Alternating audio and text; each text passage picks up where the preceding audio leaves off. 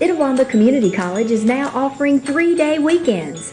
You can be one of the first to take advantage of a compact course schedule with a majority of classes offered Monday through Thursday. Let us customize your education to fit your needs. Become a part of the ICC family and apply today at apply.iccms.edu. ICC, the best start here. And welcome back for game two. We just missed that opening pitch, which I think went for a strike.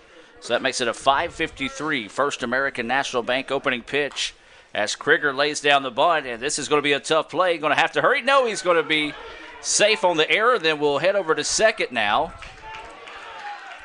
And so, Jeremy, the Indians try to little surprise bunt to lead things off there, causes some problems, and that's going to go for an error. Yeah, good job there by Krieger just to make sure that you're trying to get on base. You're trying to see if you can set the tone here in game number two. Get off to a good start, bury Northeast early, and see if you can keep them down. And, just a really poor throw. Great bunt. I'm not sure if it's a great throw. It's going to be bang, bang. Krieger could have beaten it anyway, but certainly the poor throw gets Krieger to second base, and a great start for the Indians. So now this is going to be Jackson Lancaster at the plate here for ICC as they're going to look Krieger back to second. So here's your lineup for the Indians in game two. Kyle Krieger playing second base, Jackson Lancaster in center field. LeBryant Sedale is your left fielder. Justin Medlin is at first base. The DH will be Austin Powell. Shortstop, Brett Coker, Lane Domino in right field, Ray Sandroni catching, and Russell Bunch at third. Showed bunt, pulled back and took it for a strike, did Jackson Lancaster. This is Cox on the hill here for Cooper Cox on the hill. So, Jeremy, I know you got some of those stats in front of you. So after this pitch, we'll take a look at some of those Sonic stats here on Cooper. No outs, runner at second. That's Kyle Krieger. Lancaster looks at that one for a ball. So for Cooper Cox, he's making his 8th appearance of the year, all starts, 5-2 on the season, no saves, 6 complete games, which leads the country. 42 innings pitched, 37 hits, 16 runs, 10 earned, 6 walks, 47 strikeouts, has a 2.14 ERA. So you see the numbers here. The command is really good. It's been spectacular. And obviously with those 6 complete games, he's used to going the distance. So he's got a lot of durability in there as well. And for Northeast to win this ball game, Adam, they're going to need him to go, if not 7, at least go 6. And that's going to be a ground ball to second base to retire Lancaster. Krieger does head over to third, so the Indians do have a runner in scoring position here early on. And now this is going to be LeBryant Sedale. Sedale playing in left field. He had a 2-run home run in game 1, trying to put the Indians on the board here early in game 2. If you're just now joining us, ICC picked up a 9-4 win in the first game of the day. They improved to 25-5-1, 10-3 in conference play as that pitch missing high. Northeast fell to 15-16, 5-10 inside the MACJC. So that's Krieger over at third base. LeBryant Sedale is at the plate.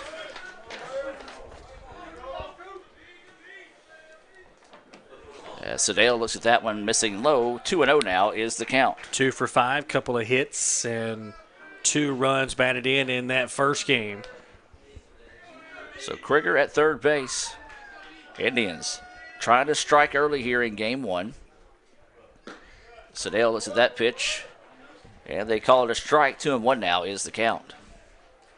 Sun setting here in Boonville, so figure the lights will be on here pretty soon. You'll start seeing some of the shadows stretch longer here at the ballpark. Last time they'll be playing here at Harold T. White Field as that pitch missing for a ball. They're currently building a new complex closer to campus.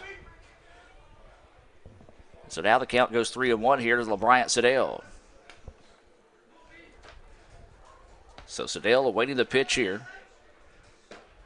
And he takes that one for a strike. He thought it was ball 4, started to head that way and has to come back now with the count going full at 3-2.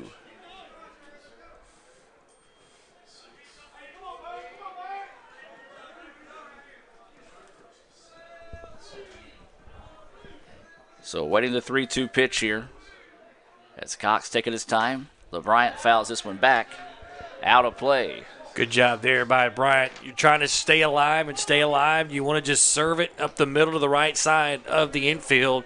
Just try to get that run home, but a good job. Anything close, just fight to live and see another pitch in a good battle between Cox and Siddell. So Siddell trying to find a way to win the battle here. Ball in the dirt, and Siddell takes the walk. Well, I'll tell you what, every time he walks, he does the same thing. Drops the bat, and that's actually the fastest I've seen him hit down to first base this year. Yeah, doesn't like to draw that walk. He much rather put the ball in play and get a base hit, but well, you look at it again, just a really good at bat. Northeast probably has their best pitcher on the mound today. In the second game, of course, we saw Kristen that first one. He was looking pretty strong until the injury, but Cooper Cox has been fantastic this season. The Indians trying to get to him early. This is Justin Medlin at the plate. Fouls that fastball back for strike one. Well, Justin was the game one winner. It had to feel pretty good for him, from Ripley.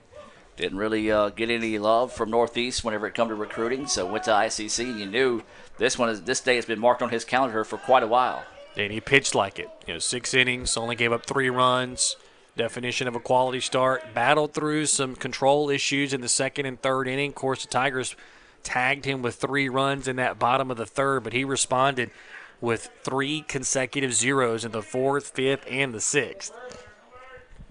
So 0-1 is the count. Medlin, couldn't find that one as it just fell off the table a little too soon. And you kind of see it, Jeremy. He's thinking big at bat every time he swings the bat, but he's kind of taking his head out of it. Just want to go for some solid contact here if you're Just. Yeah, you just want to keep your head down, hands back, and make sure that you understand what pitch is coming and that you can adjust and see the ball where it's pitched. Medlin fouls this one back, and the count stays at 0-2. LeBryant Siddell, he's over at first base. He drew a walk. Kyle Krieger reached on a 2-bag error. Came over to third on a ground out by Jackson Lancaster. So Medlin at the plate, going to have to guard the dish here. 0-2 is the count. 1 out, runners on the corners here for ICC. Top of the first, no score. Medlin, grounder up the middle, and it's going to find its way through, and that's going to score 1, and Siddell is going to head over to third. And the Indians strike early, and Jeremy, I don't know if that one might have hit the bag or what that time, but it just took a funky hop, got between a pair of Tigers, and ICC leads it now 1-0. Yeah, Medlin did a good job just to take this ball right back up the box, and he hit it pretty well. It took a hop, I think, right before or after the bag, as you mentioned, and just scooted into the outfield. And boy, disappointing there if you're Northeast. You're thinking that could have potentially maybe been a double play ball, or at the very least you get the lead runner at second base. Instead, it's an RBI single up the middle. Already find yourself down 1-0. And now this is Austin Powell, who is the DH here in Game 2. Rightfully so. He just knocked the cover off the ball in Game 1. He did. Had a terrific day. 3 for 4 with an RBI. Also scored a run. And you don't want to burn him by having him catch, and you've got some games coming up this weekend, and you want to give him the day off. Yeah, pretty big game as well for the Indians coming up on Saturday as they take on East Central. And East Central still in the hunt for that top few spots in the conference. So that's going to be a big-time doubleheader on Saturday. You can watch it here on the Red Channel. That ball missing in the dirt. And 1-1 now is the count here to Austin Powell. Brett Coker, the shortstop, is on deck. Indians already lead it 1-0 after an RBI single by Justin Medlin. He's over at first base. LeBryant Siddell, who walked, went from first to third. And a big, healthy swing there. Couldn't find it.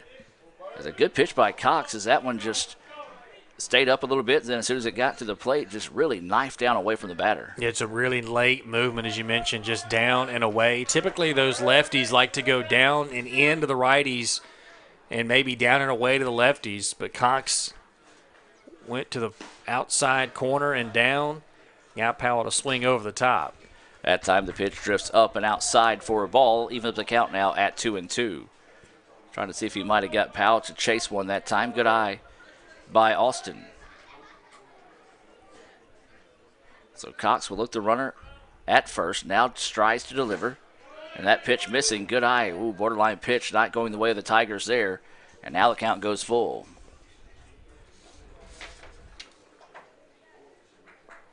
So a full count here as Cox looking for the second out of the inning.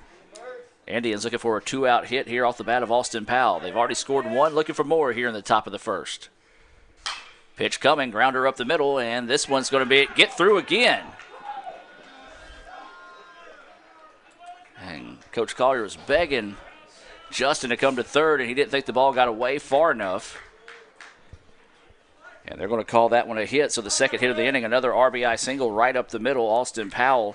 Jeremy, Austin's dialed in today. He is 4 hits now, second time he's gotten an RBI. And you know you're locked in when you're taking the ball right back up the middle, keeping the front side in, your hands are back, and you're able to put the barrel on the ball right back up the middle. And that's a ground ball, I think, right there, that if you're Northeast, that has to be fielded in the infield. You cannot allow that one to get to the outfield. So the middle infield's had a couple of chances to make some plays that would have limited, either gotten the Tigers out of the inning without giving up anything or limited the damage, but already 2 runs in and still 2 more out there for the Indians.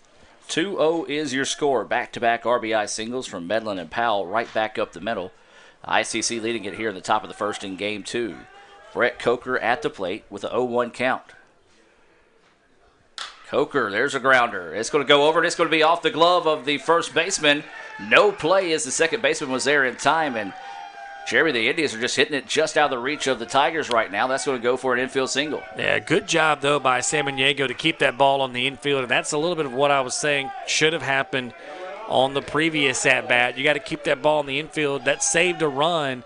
Indians have the bases loaded, but if Samaniego doesn't get a glove on that, it's a base hit into right field, and Medlin scores easily. But, boy, Cooper Cox has not been hit like this all season long, and already 2 runs in. He's given up 3 hits, and he's got to deal with a guy who went yard the first game in Domino. And, boy, he got to bear down here, or ICC could put up a real crooked number. Yeah, Lane Domino, he did have that solo home run, the first of his collegiate career. Swings at that one pretty healthy. Now, he did come out of the first game of the day after colliding with the fence. His talked to Lee Adams, and he talked to some people around the field. His foot got caught underneath the fence, and the ball rolled out, so that's why it was a ground rule double. They did bring him out just in case for concussion protocol. Obviously has passed that here. 1-1 is the count. That pitch in there for a strike. Well, you can tell Cox has all the tools. He's got good size. Of course, comes from left side. He's got good pitching motion. Mechanics are pretty solid. You can tell why he's had a great year, but just running into a great lineup this afternoon that really understands what they want to do at the plate. There's a fly ball out to the right side. It's going to be deep enough to tag up the runner, so this will score another run for the Indians, and so that will go as a sacrifice fly for Lane Domino. That sacrifice fly being brought to you by the ICC Baptist Student Union, reminding you of the ultimate sacrifice, paid for our sins. That's the ICC BSU.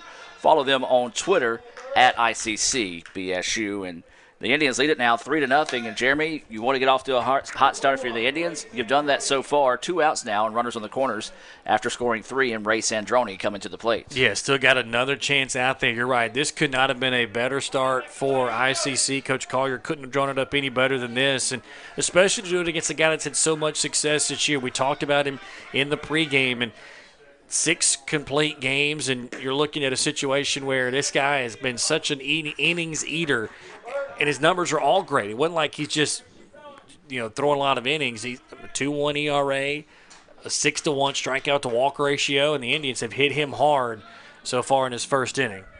That pitch fouled off, and 1-1 now is the count here to Ray Sandroni. We do have some baseball final scores for you. Gulf Coast defeats Hines 4-2. Jones takes care of Southwest 12-2.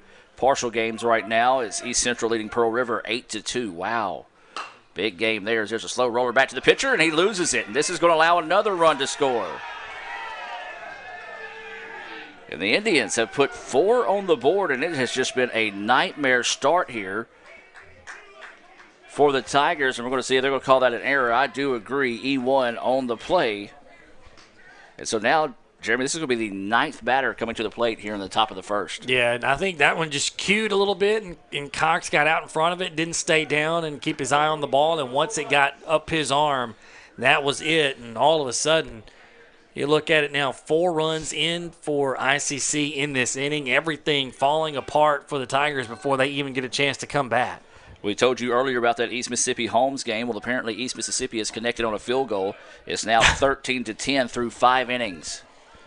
Well, yeah, better them than us. Absolutely. At least in that first game. And East Mississippi has been in some battles this year. They played almost a 5-hour and 28-minute game one against Meridian. And then I think the second game might have had a rain delay as well. That pitch to Russell Bunch across for a strike.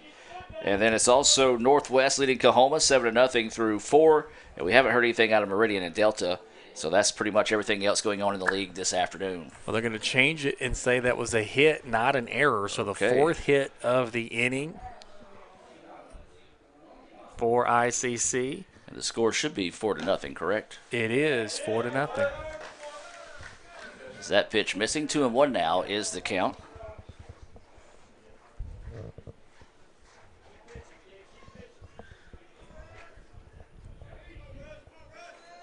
So Cox with it now, 2-1. Russell Bunch, the ninth batter of the inning here for the Indians.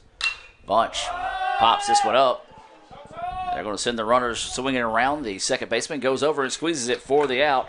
But a successful inning there for the Indians. They put 4 runs on the board on 4 hits. And now they're saying 2 errors. So did they go back and change it again? Yeah, they did. I don't know. Either way it goes, ICC leads it 4-0. We'll take a break and be back with the bottom half of the inning right after this on Let'sGoICCTV.com.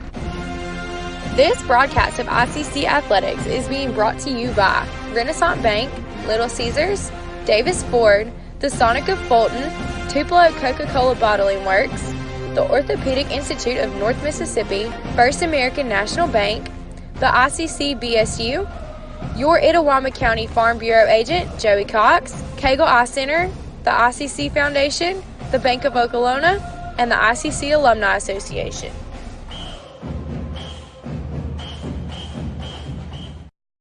Davis Ford in Fulton is your Ford dealer for new cars, trucks, and SUVs and has a wide inventory of certified pre-owned vehicles. Find your next dream car or truck from our Ford showroom or go online to davisfordsales.com and search our new and used inventory to see what is on our lot. So stop by and test drive the all-new fuel-efficient Ford Focus or Ford Fusion or the new Ford Explorer or F-150. Go further with Davis Ford, 904 West Main Street in Fulton or online davisfordsales.com. And welcome back, everyone. They do go back and change what was an error to a hit back to an error when Ray Sandroni reached. It is 4-0 ICC with the lead. And Hunter Hughes, a.k.a. Peanut, got to like it coming in the bottom of the first with the 4-run cushion. Jeremy, I know you've got some of those Sonic stats there on Hunter. Tell us more about him this season. Hughes making his 7th appearance, first start of the year, 3-1 record. 25 innings pitched, 24 hits, 13 runs, 9 earned, 14 walks, 23 strikeouts, 3.24 ERA. So a guy that can fill up the strike zone, has had a little bit of control issues at times. Those 14 walks, a tad bit high, but he's got a 4-run cushion. That's going to help him, no doubt. Just try to fill up that strike zone, let his defense help him behind him. And knowing full well that, number one, you don't have to get 27 outs in this one, only a 7-inning game, so that helps, one. But two, that 4-run cushion really does wonders for a pitcher his first time to the bump. This is going to be Hansford, Miller, and Samaniego due up as that pitch missing high for a ball. So Peanut, as most people know him as, getting the start here in game 2. This pitch popped up. Second baseman Kyle Krieger calling everyone off and drifts back shallow right field for out number 1. Well, that's what you like. 2 pitches, a pop-up, and that's money. Out number 1 here in the bottom of the first. Yeah, we always talk about going out there and filling up the strike zone and whatnot, but, boy, in this situation, that 4-run lead we talked about, you can be a little more aggressive. You take a little more chances. You can throw more first pitch fastballs in there. You don't have to necessarily try to work backwards just to try to get ahead. And we'll see if Hughes can do that. And like we talked about, just let your defense help you behind you. So that pitch missing for a ball. That one across for a strike, 1-1. Now, one thing Hughes does do, he does work with purpose. He likes to work in a hurry when he's on the hill. 1-1 is the count. That pitch missing high, 2-1 now. A lot of these pitchers do that. Sometimes you'll see the opposing team complain about the quick pitching and whatnot, but these pitchers, creatures of habit, no doubt, and they like to get into a rhythm, get the ball, deliver a strike, get it back, keep these hitters off balance. And you mentioned it, Hughes already toeing the rubber, ready to deliver, and Miller just now getting back into the box. So the 2-2 pitch coming. Grounder, and it's going to be caught by the shortstop. Throw over. Not in time, but Jeremy, that's what I was talking about. Brett Coker, that shouldn't even be a play made on this level. No, it shouldn't. And I thought for a split second there it was going to make it, but didn't have enough. The most impressive thing, besides obviously being able to go in the hole and get that, is just the accurate throw. The one thing you worry about is you throw across, you try to make that spectacular play, and the next thing you know, that ends up in the dugout or ends up down the right field line, and instead of it being an infield single, it turns into an error or two-base error, and Northeast has something going. But the ability to just at least get it over there accurately and allow Midland to sort of block it up, really impressive. Samaniego now at the plate. He's batting in the 3 spot, playing first base here in Game 2. We did see him pitch in the first game of the day. For the most part, though, he was over at first base. Takes that first pitch for a ball. Way ahead of that one that time. Fouls it back. Or ticks it, I should say. I say that in reference to bench warmers. He ticked it. 1-1 now is the count. Late in the day, huh? It is. Late in the day and late in the week as well. And I've got a 4.5-hour drive to softball tomorrow.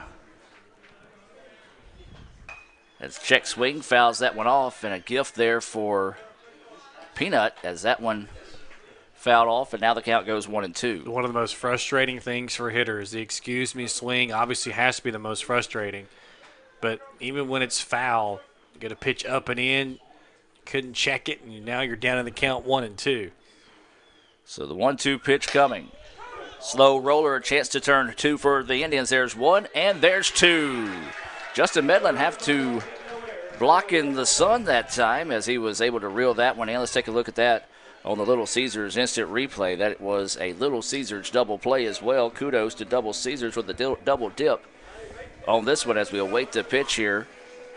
You see a ground ball up the middle. Shortstop is going to get it, tosses it to second, over to first in time for the putout. So let's hear from Little Caesars. ICC leads it 4-0 after 1 complete here in Game 1. With the Little Caesars mobile app, you can customize an extra most bestest pizza with the most cheese, and now with the most of any toppings for the nation's best price. It's the crowning pizza achievement.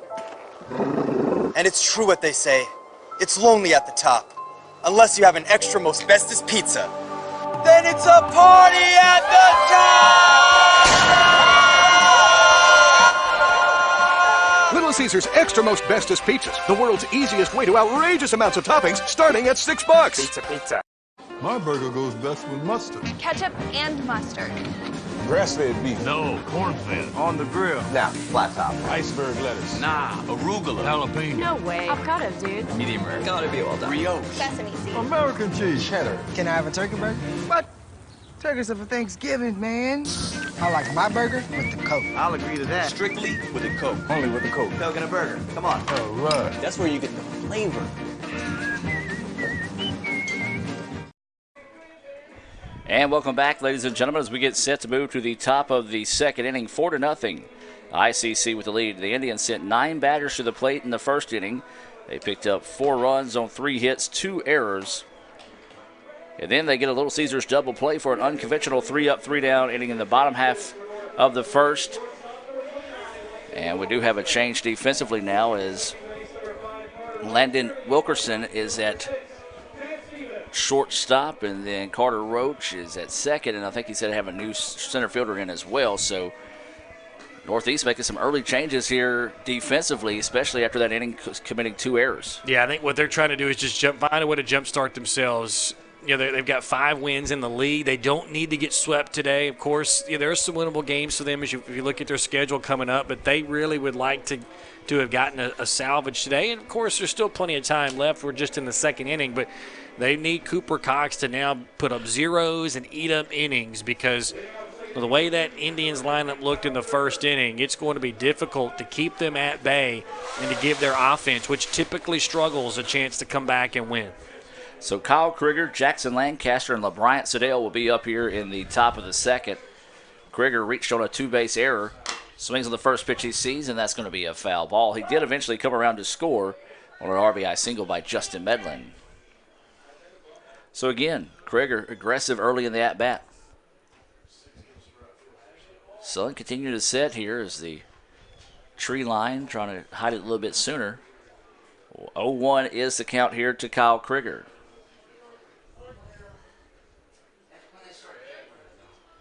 So the pitch coming. Krieger swings and misses on that one.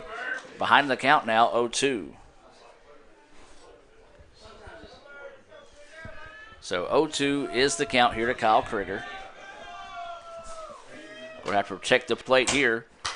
There's a grounder. Shortstop's going to come up and make the play. Throw over is going to be in time for the out, 6-3 to retire Kyle Krieger. Jeremy, that's going to be tricky over there at first base right now because you're looking directly back towards the sun. Anything that's hit towards the third base side of things. Yeah, it will be. Yeah, so go ahead. I was just saying, yeah, you're right, it will be. But the biggest thing about that, though, if you're Cooper Cox, is just settle in. You want to pretend the first inning, hey, look, it happened. You know, everything was bad. Now you got to settle down and try to settle in. It's a tall order, but you have to keep this team right where they are. It's a good start there with getting Krieger to ground out. Now if he can just get Lancaster and get some of these other guys in order, maybe he'll settle down. Lancaster sends this one out to center field. Center fielder's racing over, and the left fielder, however, gets it. So that one hit to the gap, and a pretty good solid lick that time. And it's going to be a fly out to left. Braxton Miller did a good job to come all the way over there from that left field spot. I thought it was a really good play. It wasn't very easy. Yeah. Lancaster gave it a ride into the left center field gap. He got a mistake pitch and really hammered it deep into the outfield. But Miller, why they play them bunched in those gaps like that, came over there and made a nice routine play for the second out of the inning. Now this is LeBryant Sedale at the plate. Takes that first pitch across for a strike. So quickly, 2 outs here in the top of the second. ICC leading it 4-0 in game 2 over Northeast. And Sedale pops this one up. I do believe it's going to track out a play. First baseman's going to give it chase, and it does go over the fence there. So now Sedale behind the count 0-2. If you're just now joining us, ICC picked up a 9-4 win in the first game of the day, and Jeremy, the Indians really turned it on in the second half of that game. They did. They were trailing 3-1 going into the 5th inning, and then all of a sudden got a 2-run home run by LeBryant Sedale, and then really got things going. And we talked about the 8th inning was about the only inning they didn't score in the last 4 or so, and ended up putting up 9 runs, had 13 hits as well, and then carried that over into this first inning where they put up 4 runs on 3 hits that were helped by a couple of Tiger errors. But you could tell this team offensively locked in the last 5 or 6 innings. That pitch missing for a ball. Cox was already walking off the mound and expecting it to be called strike 3. 1-2 is the count. And there's strike 3 as Sedale goes down looking, and a 3-up, 3-down inning there for Chris Cox, and a good rebound for Cox to come back and get a 3-up, 3-down inning after being roughed up a little bit for 4 runs in the top of the first. So we'll go ahead to the bottom of the second inning. 4-0 is your score. ICC with the lead. We'll take a break and be back with more right after this on the ICC Sports Network. Itawamba Community College is now offering 3-day weekends. You can be one of the first to take advantage of a compact course schedule with a majority of classes offered Monday through Thursday. Let us customize your education to fit your needs. Become a part of the ICC family and apply today at apply.iccms.edu. ICC, the best start here. The longer a person has diabetes, the more likely they are to develop diabetic retinopathy. If left untreated, diabetic retinopathy can lead to blindness. That's why it's important for diabetics to have a comprehensive eye examination with dilation once a year. I'm Dr. Laurie Cagle of Cagle Eye Center in Fulton. We offer comprehensive eye exams to provide diagnosis and treatment of various eye diseases. Browse our large selection of frames available in prescription and non-prescription. Call to schedule your appointment today at Cagle Eye Center in Fulton. And welcome back as we move now to the bottom of the second inning. 4-0, ICC with the lead. Indians go 3-up, 3-down in the top of the second, and now it's going to be the 4, 5, 6 batters due up here in the bottom half of the inning. Lipsy, Roach, and Wilkerson And this is some guys that did some damage. At least Lipsy and Roach did in game one. Wilkerson gets got a minimum as at bat, but especially Roach as he was red hot in game one. This pitch to Lipsy, foul back. The DH is now 0-1 in the count. Now, if you're Northeast, it looks like maybe Cooper Cox certainly looked like himself in that top of the second inning. Perhaps he's settling in. You don't know. This is where you've got to start to get after Hughes and try to make a little bit of a run, put some game pressure on the Indians. Of course, Hughes getting ahead of Lipsy 0-2. Beautiful changeup there on the 0-1. That pitch just missing for a ball. Some of the guys from ICC thought that might have been strike three. Lipsy, however, just didn't even step out of the box. He put the bat back up, said, let's go. This one's going to be fouled off over towards the batting cage area. And the count stays 1-2. 4-0 is the score. We're in the bottom of the second. Game 2 between ICC and Northeast. There's a grounder. Going to be a tough play. Bunch gets it, throws over. Not in time, though. One of those, Jeremy, that he just pretty much hit it in the air and just hung up there after it bounced off the ground. He has enough speed to run that one out. Yeah, that was perfectly placed there if you're Lipsy. Good job there by Bunch to come in. You just want to make sure you glove it, throw it over. If he beats it out, that's okay. It's an infield single. You know, nobody's hurt. You don't want to make that an error along with that single. And well, if you're Hughes, just kind of disappointing. Lipsy, you got the ground ball in the infield you wanted, but unfortunately he hit it so hard off that dirt that it just hung up in the air. So with no outs after that leadoff single from Lipsy, this is going to be Roach. And Jeremy, he was money in game one. 3 hits coming in with that 180 average, so we'll see that skyrocket a bit. The whole bottom half of that lineup for Northeast did really well. Got on base a lot. It was really the middle portion that has been good all year that came up in some critical situations and they couldn't deliver. And so now they need everybody for Northeast 1 through 9 to come up here in game 2. Count goes 1-1 here. Runner at first. That's Lipsy who singled. And now this is Roach at the plate. Roach playing in right field. Runner goes. This one popped up and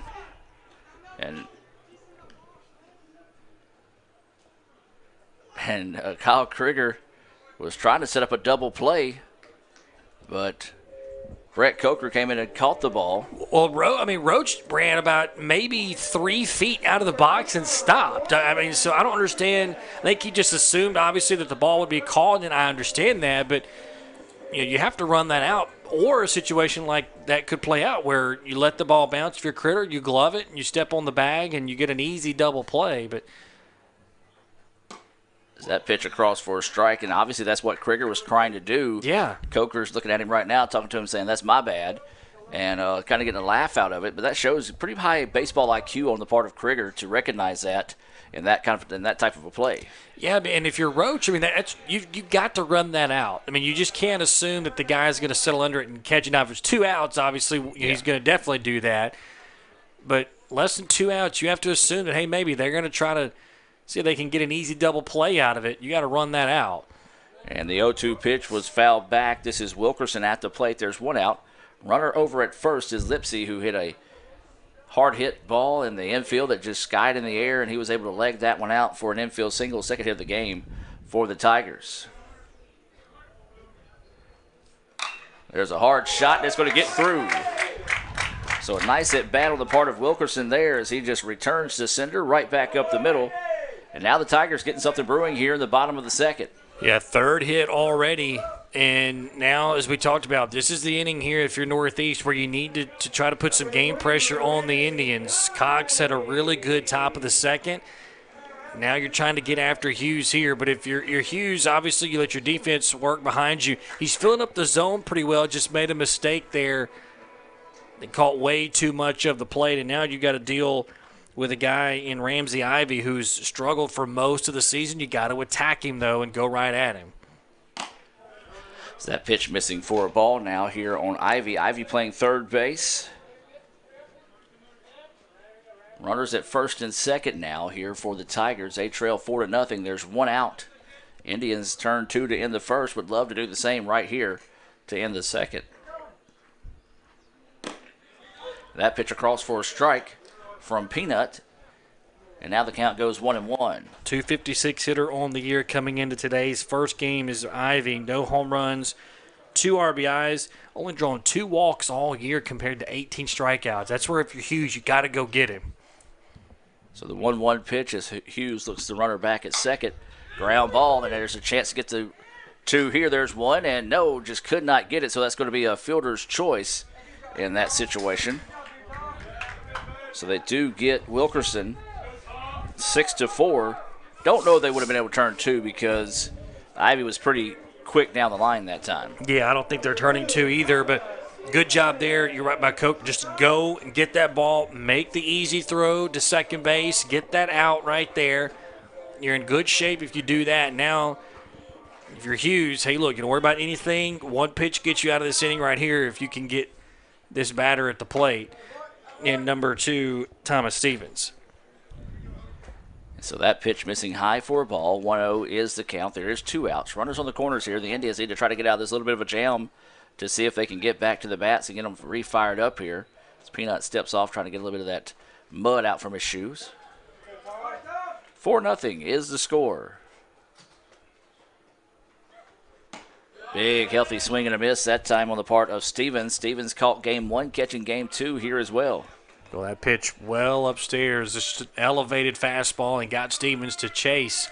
It's a big swing and a miss. Could be looking at 2-0, and maybe Hughes comes with something. Now, 1-1, you can be a little more careful if you need to be. That pitch missing low for a ball. Hughes wanted that one for a strike, didn't get the call. 2-1 now. Goes the count here to Stevens. Runners on the corners, there's 2 outs. ICC leading game 2 here 4-0 over Northeast, trying to go for the sweep after picking up the 9-4 win in the first game of the day. Runner goes, little hit and run action going on here. Fly ball out to right field and will be squeezed for the out, and a big out there. Jeremy, good job by Peanut to kind of pitch around trouble and get out of that inning with no damage done. Yeah, did a terrific job. Let his defense work. He's filling up the strike zone, not falling behind and in danger of walking batters, and so far his defense has come through. We'll take a break. ICC leads it 4-0 after 2 complete here in game 2. The newly formed Orthopedic Institute of North Mississippi wants to make sure you are receiving the best orthopedic care possible. Our staff of 7 experienced, board-certified surgeons specialize in a specific area of the body and can treat you with the newest and latest technology available to fast-track your road to recovery. Call us for same-day appointments at 662-377-BONE and come see us at Gloucester Creek Village in Tupelo. At the Orthopedic Institute of North Mississippi, our specialty is you. You could say it's about the clubs. You could say it's about the ball. You could even say it's about the course or the weather. But what it really comes down to is consistency and hard work. Over and over and over again. At Renaissance, we understand consistency. We understand hard work. Most importantly, we understand you. Renaissance Bank. Understanding you. And welcome back, ladies and gentlemen. You just missed Jeremy Kennedy singing, what was this, John Deere Green? I wouldn't say singing, just, humming along a little bit. Good song. Old Joe Diffie. Absolutely. Good day to play it. It is. 4-0 is your score. ICC with the lead. Man, they're taking a lot of time here between innings as we didn't go directly into the break, and we're usually barely able to get into commercials as we're waiting for them. They finally do throw down now.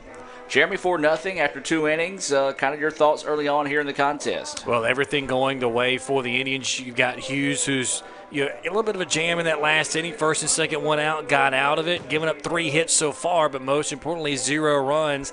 And then offensively for the Indians, locked in, as we talked about the last 3 or 4 innings of game 1. Carried that over into the first inning of game number 2. 3 hits, 4 runs, capitalized on 2 Tiger errors, and doing it against probably the best pitcher that the Tigers have, a guy that has gone 6 times the distance in these 7-inning ball games. So they certainly have done a good job. Now they just got to keep that up and continue to try to put some pressure on Cooper Cox. Justin Medlin at the plate, swings to the first pitch, misses, and then takes that second pitch high for a ball. 1-1 now is the count. Medlin fouls this one back. 1-2 now goes the count here on Justin.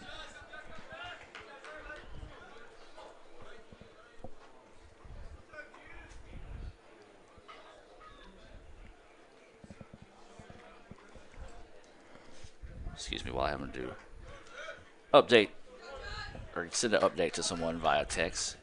1-2 is the count now here to Medlin. And Medlin chases another pitch low, and tell he's upset with himself after that one, Jeremy. Boy, terrific changeup there by Cooper Cox. And that first inning looks like an anomaly for sure, as he was dominant in the second inning and a really good job with his pitch sequence to Medlin there. Worked both sides of the plate, mixed in the off-speed with the fastball, and then got a really nice changeup. Had some late movement down that Medlin could not hold up on. So now this is Austin Powell at the plate, and Austin swings and misses at that one.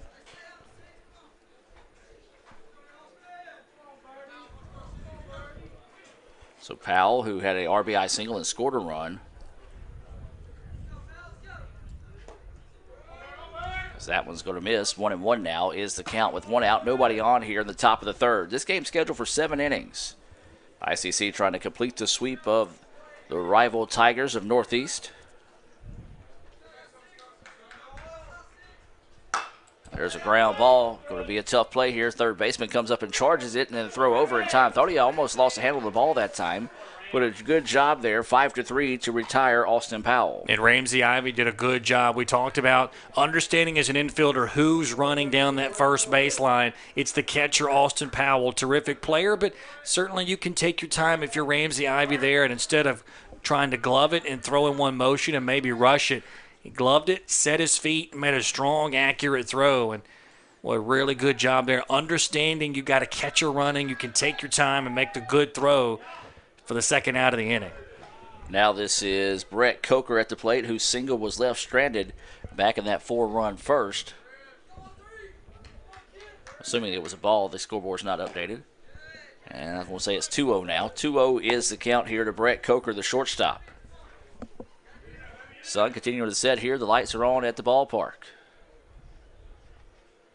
And that one missing low. So good job by Coker quickly getting ahead in the count here, 3-0. 3 balls, no strikes, 2 outs, nobody on here in the top of the third inning. ICC with a 4-0 lead. And then Coker's going to draw the walk. So 4 pitches, and Coker will trot down to first base. And this will bring up Lane Domino. Domino had a sacrifice fly out to right field to play the 4th and final run of the inning. He also had that solo home run after going 1 for 2 in the first game of the day. First base runner since the end of the first inning for the Indians, as Cox had retired 6 in a row. And none of those pitches were anywhere close to the strike zone. So we'll see the Indians try to do anything on the base paths. As Domino chased that one low, as Coker just trying to dance around over there to distract the pitcher. Swung on and missed, and I tell you what, whatever Cox is throwing that drifts low in this zone is really fooling these ICC batters. It's a changeup that just dies at the very end. So 0-1 is the count, 2 outs, runner over at first base. Domino shows butt, pulls back and takes it. Snap throw down to first is not in time. Just a very crafty lefty, and usually you use that term for somebody that maybe doesn't have great size. I mean, Cox looks like the guy that, could throw it with a lot of velocity, and he's certainly got some giddy up on that fastball, but more of just a location pitcher than anything else. Runner goes. It is for a strike, and they're going to throw him out. Yes, they do.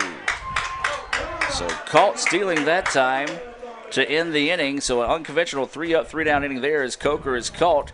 And that will end the top of the third. ICC leads it 4-0. Tigers going to try to get a little bit of this momentum and see if they can cut into this lead. We'll find out if they do so as we'll take a break and be back with more right after this on the ICC Sports Network. Student involvement is a top priority here at Itawamba Community College. If you want to be involved with student government, then the Student Government Association is the place for you. If you have a stellar GPA, then Phi Theta Kappa is for you. If you're interested in the diverse culture of our campus population, then the Diversity Club is for you. If you're interested in leadership and service, then Indian Delegation is for you. If you're majoring in computer programming or computer networking, then CPNA, the Computer Programming Networking Association, is for you. If you're interested in good conversations and free lunch on Thursdays, then the Wesley Foundation is for you. Our health science programs also have specific organizations for those majors. Student Activities is excited to bring you new opportunities here at the ICC Tupelo campus. Whatever your passion may be, we have a place for you. This video is brought to you by Phi Theta Kappa, Beta Chi Sigma, Tupelo campus. And welcome back to action, ladies and gentlemen, as we now head to the bottom of the third inning, where to be the 9-1-2 batters due up here for Northeast. It'll be Sowell, Hansford, and Miller all due up here. ICC caught trying to steal second for an unconventional 3-up, 3-down inning in the top half. They scored 4 in the first, but since then it's all been Cox, and he's been lights out so far. He has, and I think a really good job of coming back, and we've seen him do in the second and third innings what he's done all year long. He's worked ahead the count, been able to use that changeup to keep hitters off balance. They can't really get a good feel for what he's trying to do. He's mixed pitches inside and outside. There's no real tendency for him right now. And you look at what Hughes has done, he's done a nice job. Got into a bit of a jam in the last inning with first and second one out, but did a good job to let his defense help him. He hasn't been quite as dominant as Cox has the last couple of innings, but he's done a good job of filling up the zone and just relying on his defense behind him. Tell you what, it's got to be heck on left-handed batters with the sun shining the way it is now. You can see them just lighting up, and actually that's the only spot on the field right now that is actually covered with sun. As that pitch across for a strike to Sowell, 1-1 now. Hard enough to grab your sunglasses and just take them up there. Yeah. A little unconventional maybe perhaps at times, but you're right. You're staring right into the sun. Well, those, if you happen to glance up, then you're going to have spots in your eyes, and that's not what you want to do when you're batting. No, not at all. So ground ball to second. Krieger waits on it, and the throw over is in time. Still must be a little bit of sun over there at first base, as you saw Medlin kind of shading his eyes there, but 4-3 on the putout for the first out of the inning, and now back to the top of the lineup to Hansford. Yeah, really good job there again by Hughes. It's a pitch. It's really kind of middle in. I mean, Stevens had a chance to do something with it, but just rolled over. And so that's what you want now if you're Hughes. You've got a 4-run lead, as we talked about. You don't have to get 27 outs in this one. So just fill up the strike zone, especially now with this 4-run lead, and let your defense help you. There's a ground ball. Shortstop's going to get to it. Throw over, and it's going to be down the line. They're going to say he pulled him off of it. And now they're going to try to come back to first. They're going to say that he stayed on the bag. And then Coach Collier's going to come up, and the home plate umpire wants nothing to do with this because he was trying to quickly get away from it.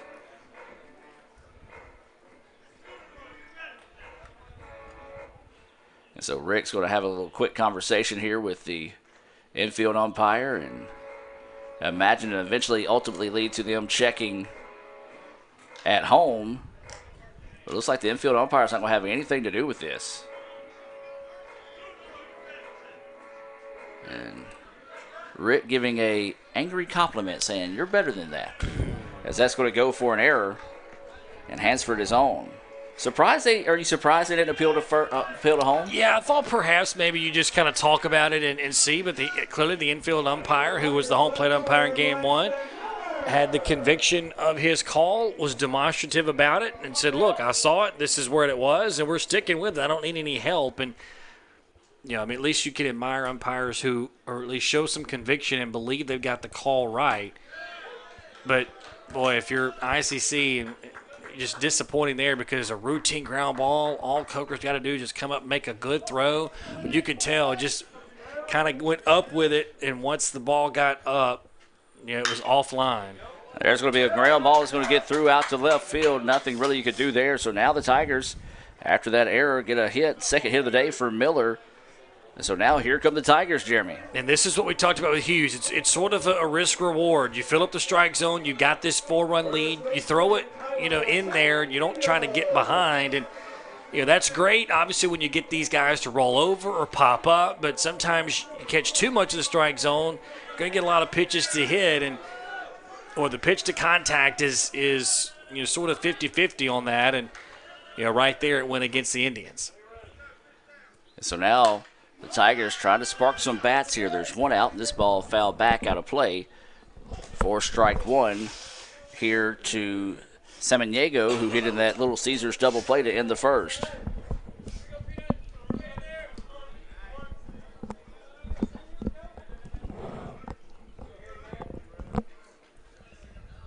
So Samaniego will rip this one And it's going to be a diving. No, it's in and out of the glove.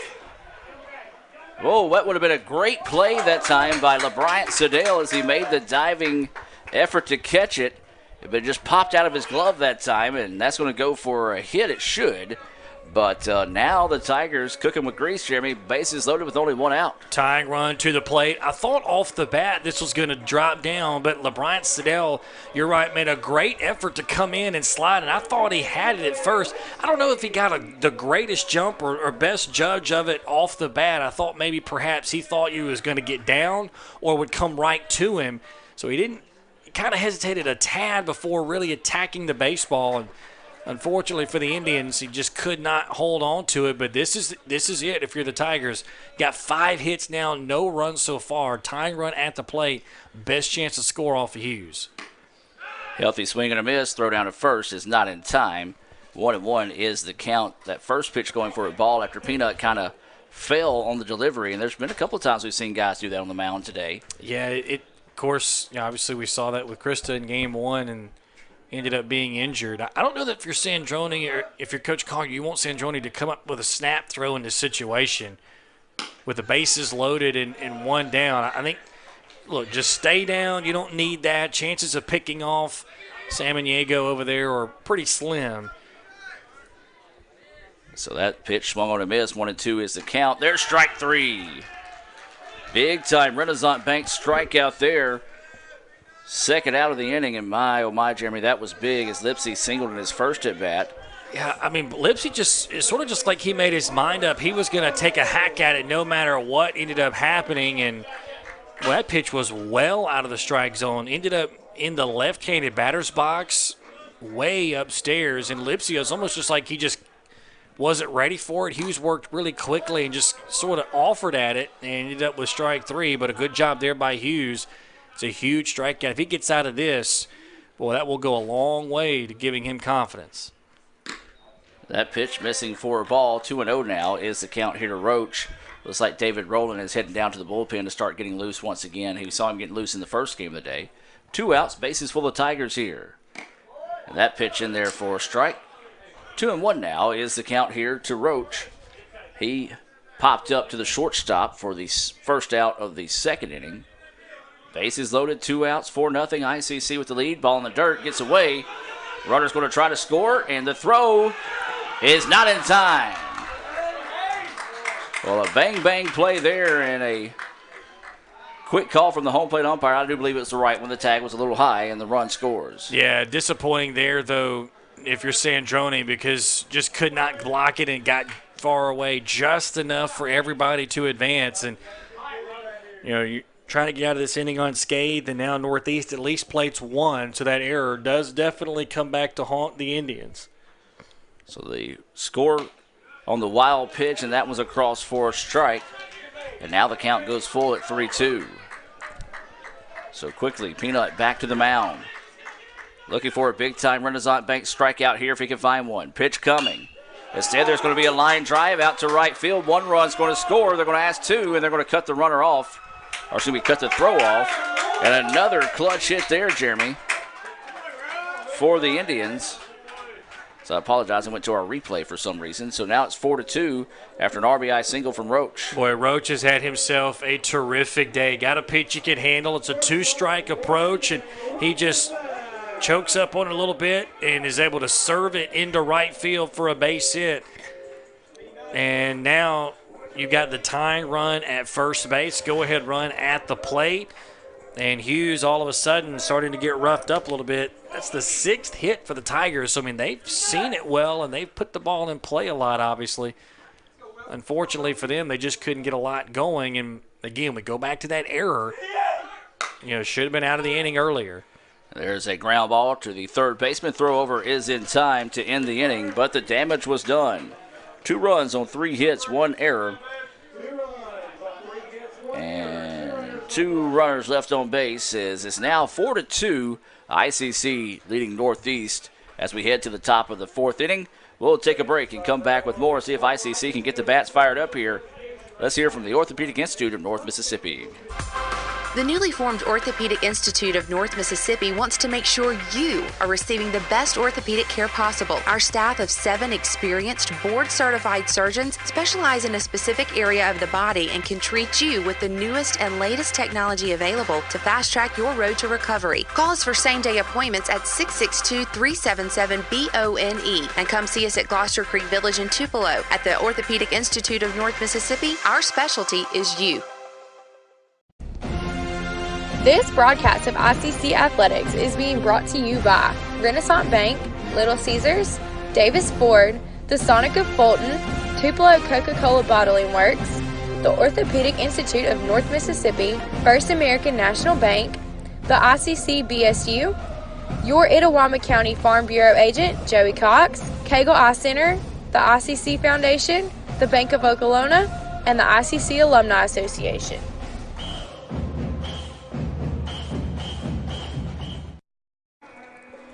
And welcome back, ladies and gentlemen, as we head now to the top of the 4th inning. The Tigers get a pair of runs in the bottom half of the 3rd, and it's now a 4-2 contest, Jeremy. Yeah, and obviously, that was pretty big there for Northeast. We talked about them needing to come up with a way to put some game pressure on the Indians and try to get after Hughes. Had first and second one down in the second, couldn't get it done. That time had bases loaded with one out. Took advantage of the error by Coker at shortstop, where that may have been a drastically different inning. And then they were able to hit the ball pretty hard. We talked about the fact they've got 6 hits, which is double what the Indians have through 3 innings. So they've been pretty solid at the plate in terms of their approach. They're seeing it off of Hughes. They just couldn't put the hits together. They did that time. And so now the Indians, with Cooper Cox pitching extremely well at this point, a little game pressure on them, perhaps. We'll see if they can get back to where they were in the first inning when they had those 3 hits and scored 4 runs. It's Lane Domino, Ray Sandroni, and Russell Bunch due up here for the Indians. So that pitch missing, 1-1 is the count. So that's the 7, 8, 9 batters. Domino had a sacrifice fly in his first at bat. He was actually at the bat when Coker was caught stealing. So 1-1 is the count. Domino could not find that one. Every one of these, the Indians just need to kind of scoot up in the box a little bit as everything is kind of just, once it's getting to them, just falling out. Yeah, I mean, that pitch has got some really late movement, and obviously he's done a good job changing speeds with it as well. And Domino looks at that one for a ball. Well, the sun has tucked in behind the tree line. Still a nice day, cooling off a little bit for the fans out there. Domino at the plate. 2-2 is the count. That pitch missing outside for a ball. So now the count goes full. Yeah, I was about to say, good job by Domino to be able to run the count full now.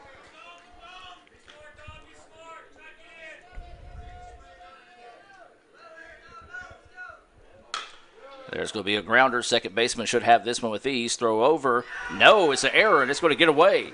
And so Domino will head over to second as he slides in safely, and a big-time break there for the Indians because that was very routine, Jeremy. About as routine as it gets. I mean, this is just a bouncing ball right there to Roach, and I don't know if he just was a little bit nervous about the fact that Domino can run. I mean, he sat back on it. You're right. It was a good description by you. If he comes up on that field that he's got more time, but he decided to sit back, and when he did, I think when he looked up, he realized that Domino was getting down the line, and I think he just rushed it. Obviously made a very poor throw, and what should have been a routine out to lead off the 4th now turns into the 3rd error of the game for the Tigers and a runner in scoring position for Itawamba. So that's just what the Indians needed there to start this inning off. And a speedy Domino at second. Sandroni is at the plate. Matter of fact, it was so routine, I went ahead and wrote it down as a 4-3 on the putout. So instead it goes as an error. And Domino is at second. 4-2 is your score, no outs. Ray Sandroni at the plate. He reached on an error in his previous at-bat. Hard hit ground ball to the shortstop, and he's going to boot it. Got time, though, as Sandroni is going to be thrown out at first. And one of those, good job, as you talked about sometimes, not panicking because the catcher trying to scamper down the line. Not saying Sandroni's slow, but typically your catchers are not fast. Yeah, they're not, and a good job there just to be able to glove it by Wilkerson and throw over. But It's the second time with these Northeast middle infielders. They're allowing the ground balls to play them instead of being aggressive and going and fielding it cleanly. They got the out that time, but now you get a runner at third base with only one down. The infield's got to come in. And now this is Russell Bunch at the plate. He popped up to second. There's one out in the inning here.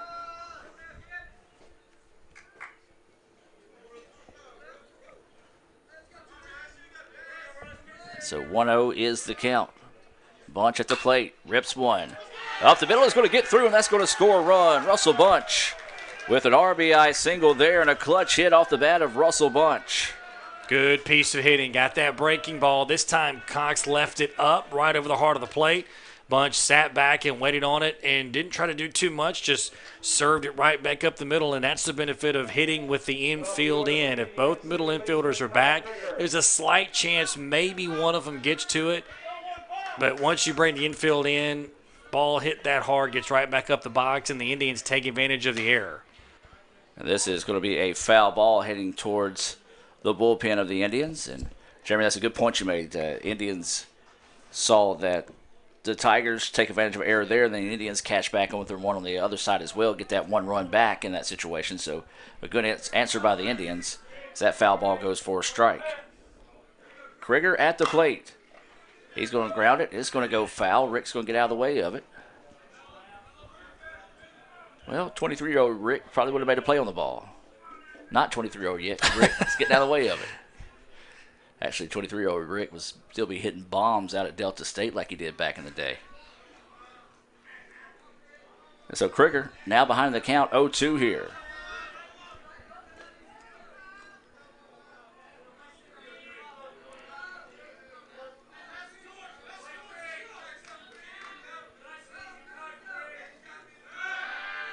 They're going to let the runner back to first. That's Russell Bunch, who had that RBI single. And now we're back in the top lineup here to Kyle Krieger. Krieger reached on an error, grounded out to the shortstop in the second.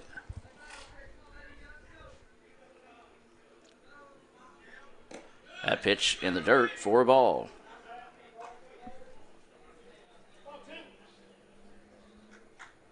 Pretty big gap out there in left center. Krieger turns on one. Of course, we've seen a nice play by Braxton Miller on a ball hit deep in the left center field gap. And Krieger looks at that one high, and good job after kind of falling behind. 0-2 is now evening it up.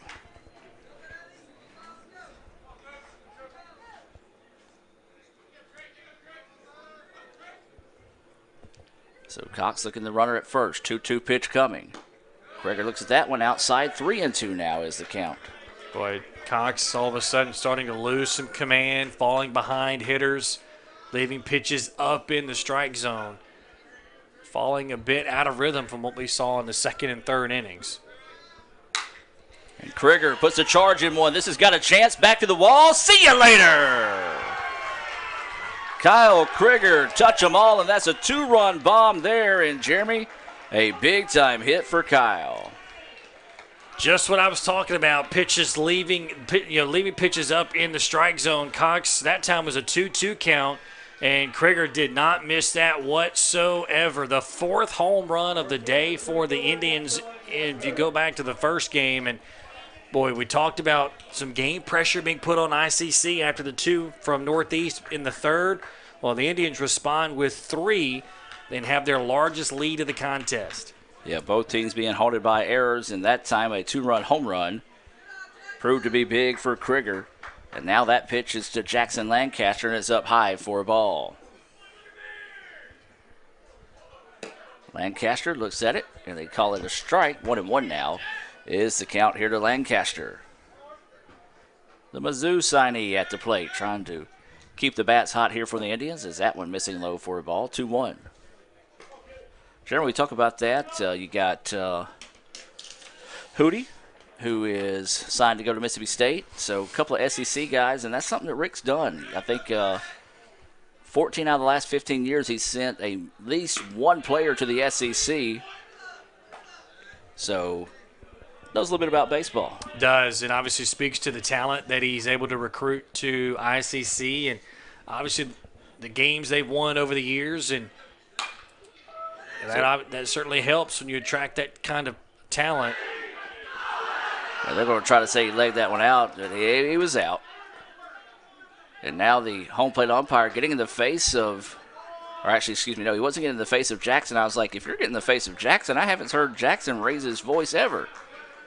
But he was yelling at Coach Ernest on the sideline, and yeah, if you're an umpire, you just walk away from that in that situation. He's already gotten reeled pretty good by Rick earlier, so you can tell his feelings have been hurt out there in the infield. So with 2 outs now after that ground ball to second, retires Lancaster for the second time today. This is going to be LeBryant Sedale. Sedale swings on the first pitch he sees. Third baseman gloves it. Should be a pretty easy throw over. It is for the out. But the damage is done. A 2-run home run off the bat of Kyle Krieger gives the Indians a 7-2 lead. There's also an RBI single from Russell Bunch to score Lane Domino off an error. 7-2, ICC leads it. We're going to take a break and come back with more right after this on the ICC Sports Network. Crunchy Fritos, warm chili, melty cheese, all together for 99 cents. It's like real comfort food. Trying to get out of my comfort zone, and these guys keep pulling me back in. Pulling me back in! Hurry in for Sonic's Fritos Chili Cheese Faves starting at 99 cents. And try order ahead to get happy hour anytime. Sonic's Fritos Chili Cheese Faves. A Fritos Chili Pie. Juicy Junior Burger. Or Junior Wrap. Does all this comfort come at a price? Yes, it starts at 99 cents. Hurry in for Sonic's Fritos Chili Cheese Faves. This broadcast of ICC Athletics is being brought to you by Renaissance Bank, Little Caesars, Davis Ford, the Sonic of Fulton, Tupelo Coca-Cola Bottling Works, the Orthopedic Institute of North Mississippi, First American National Bank, the ICC BSU, your Itawamba County Farm Bureau agent, Joey Cox, Cagle Eye Center, the ICC Foundation, the Bank of Okolona, and the ICC Alumni Association.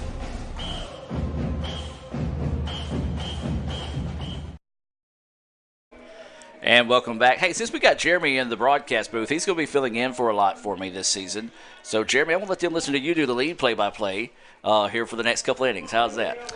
Well, you're so kind. You're so kind. I appreciate that. You know, we talk a lot about, you know, this ICC club and what they've done this year.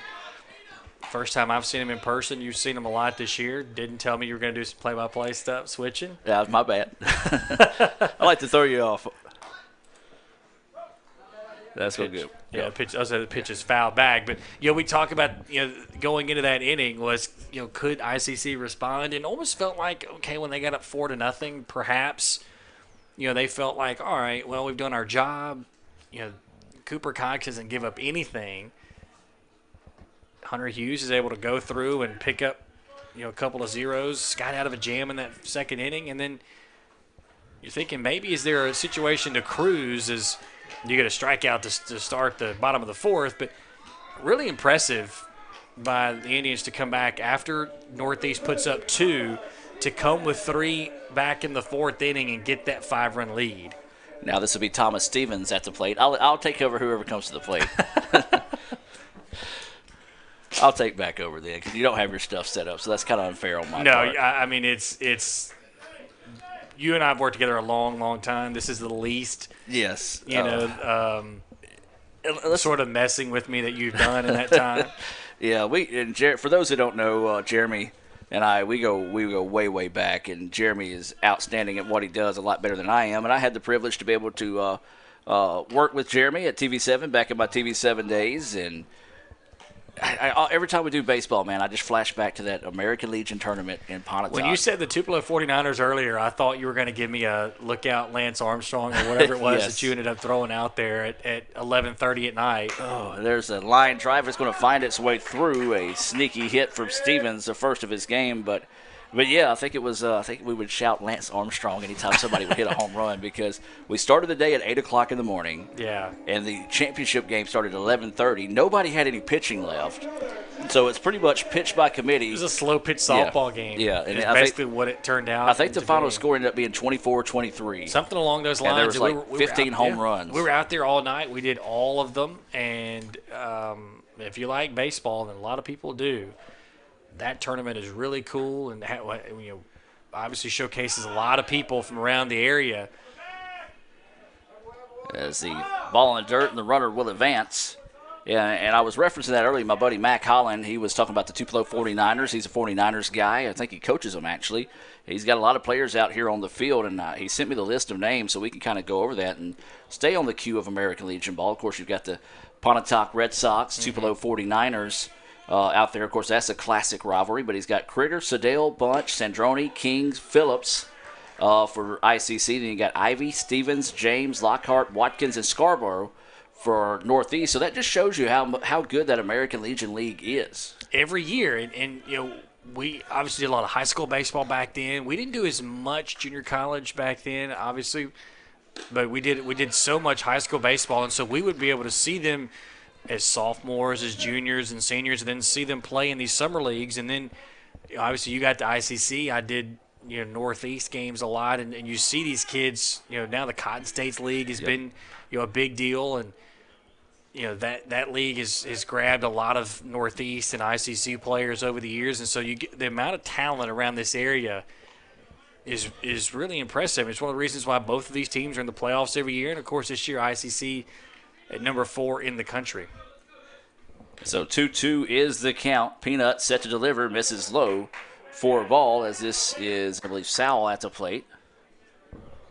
But, yeah, this part of the world, everybody knows basketball, but it is tradition-rich in baseball. Of course, in that 4A back in the day when we used to cover it a lot, Itawamba HS was good, Pontotoc was good, Ridgeland was good, New Hope, I don't have to say was good because they were really good. And there's going to be they were really good, obviously. Another hit, and the ball's going to bounce around the outfield, and they're going to zip it in a hurry, but the run does not score. Ooh, Indians catch a break there as they were not paying attention after the ball rolled free out there in right field. Yes, John Andy Scott, the third base coach for the Tigers, is actually the pitching coach for Northeast. A little frustrated there that Stevens didn't see the sign. He was going to send him immediately, and then Stevens just held up, and then once the ball was bobbled by Domino in right field, he didn't really have a chance to go home at that point. So Indians do catch a bit of a break, but here you go again.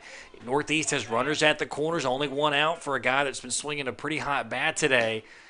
And it just feels like at this point, Northeast is probably going to swing it a little bit better than we saw in the first game. And so if you're Hughes, you just got to try to find a way to minimize damage with your pitch-to-contact approach.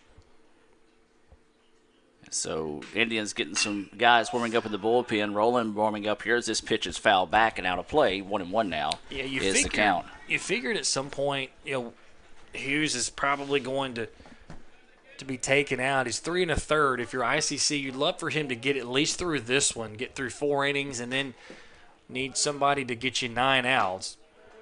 That pitch missing as well. So Peanut struggling here. Tigers trying to cash in and continue to cut into this lead. It's 7-2 after ICC played at 3 in the top of the 4th. But you fall behind to Hansford, and now you feel like you got to come to something. I think he's sitting dead red fastball.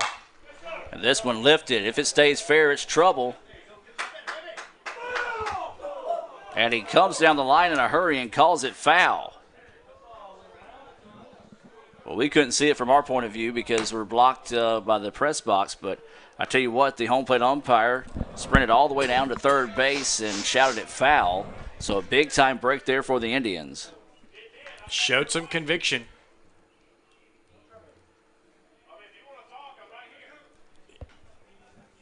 And the third base.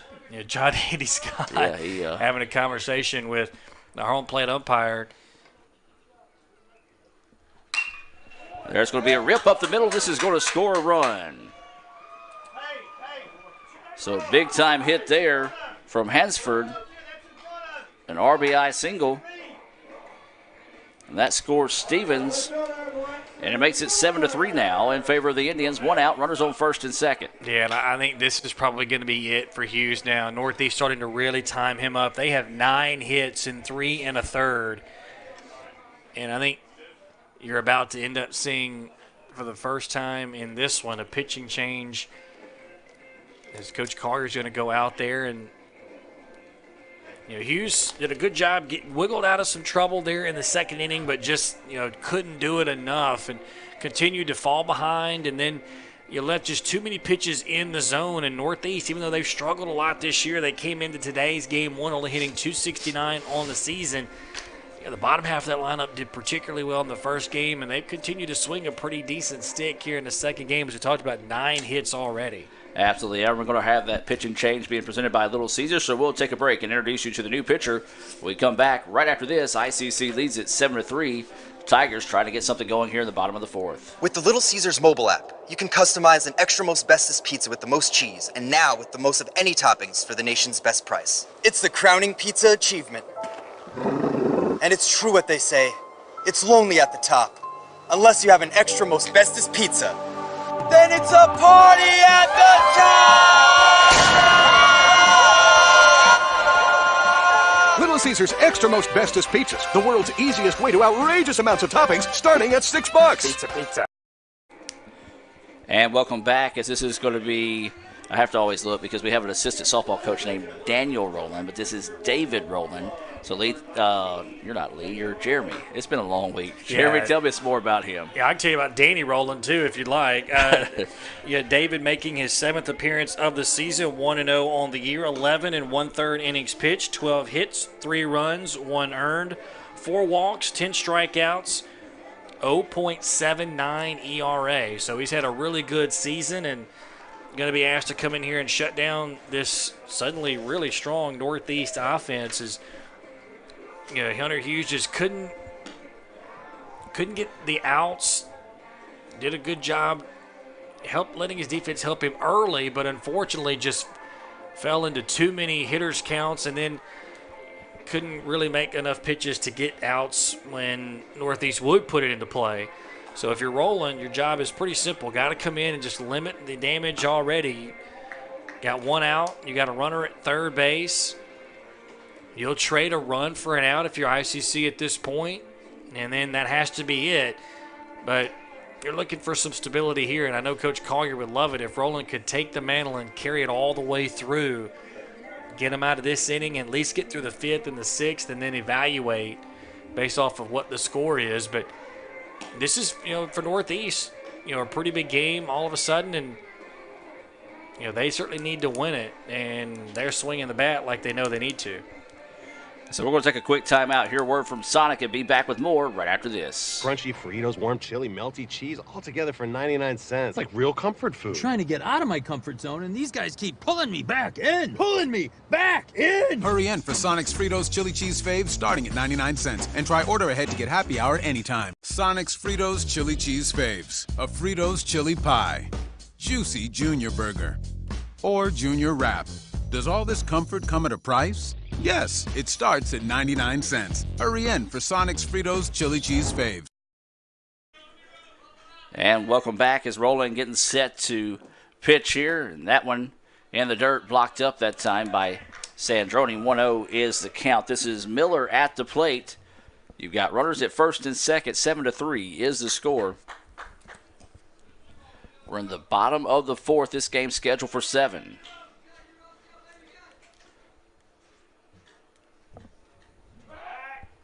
Pick off to second, and they got him. Wow, that was a bang-bang pickoff there. And unfortunately, we don't have the camera angle we normally have to be able to see that. Boy, that is a big-time move. And I wasn't sure where Rowland was going at first and tried to go to second base. And, boy, just the absolute worst thing right now for Northeast, to be picked off at second base. And a swing and a miss, and then the bat came back and caught Sandroni on the side of the head, so he's going to walk this one off, and the umpire is going to walk the ball out to the pitcher here to give him a chance to catch his breath, and that hurt because you heard the ding up here. Yeah, you could hear it pretty clearly up here. The bat of Braxton Miller just ended up right there, I believe, on the top of the head, the top of that helmet of Sandroni. So Sandroni will get back behind the plate.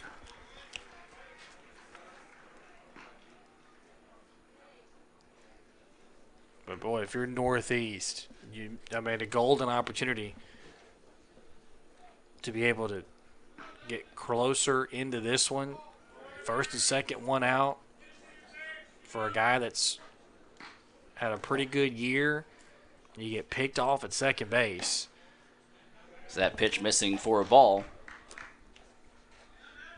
Remind you, we've got softball here on the Red Channel tomorrow. Coach Andy Kirk and Dana Kirk listening in. Softball will be at Southwest. Forget the time of the opening pitch of that one. I think it's a 2 o'clock pitch. Is that one across for a strike? 2-2 now is the count. If you leave around 8 o'clock, you'll probably be in good shape. Yeah, it's Friday. Did I say tomorrow? Yeah. Friday, my bad. We travel tomorrow. My days, I've been so busy over the last month and a half, I don't even know what day it is anymore.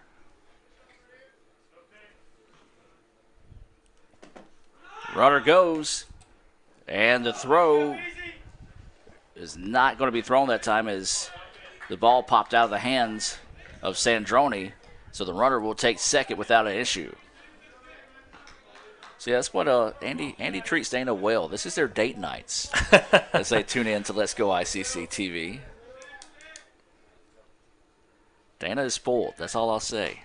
Boy, to listen to you all the time, I can only imagine. You should live with myself. As there's a swing and a miss, and that goes for strike three. A big-time Renaissance Bank strikeout there of Miller to end the inning. That's a big out because he had 2 hits in the contest, and they're unable, or they did get 1 run, so it's now 7-3 as we've played 4.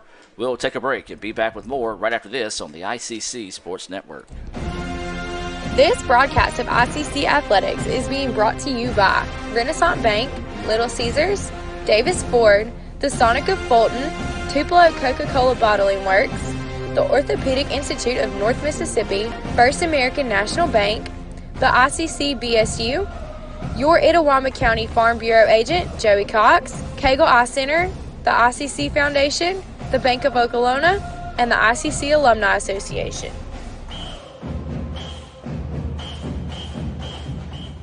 My burger goes best with mustard. Ketchup and mustard.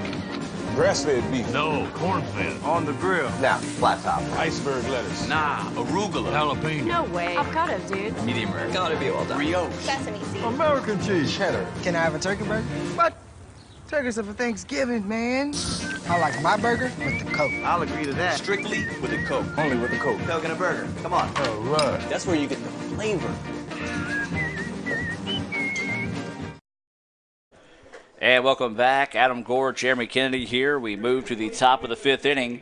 ICC with a 7-3 lead here in Game 2. They picked up a 9-4 win in the first game of the day.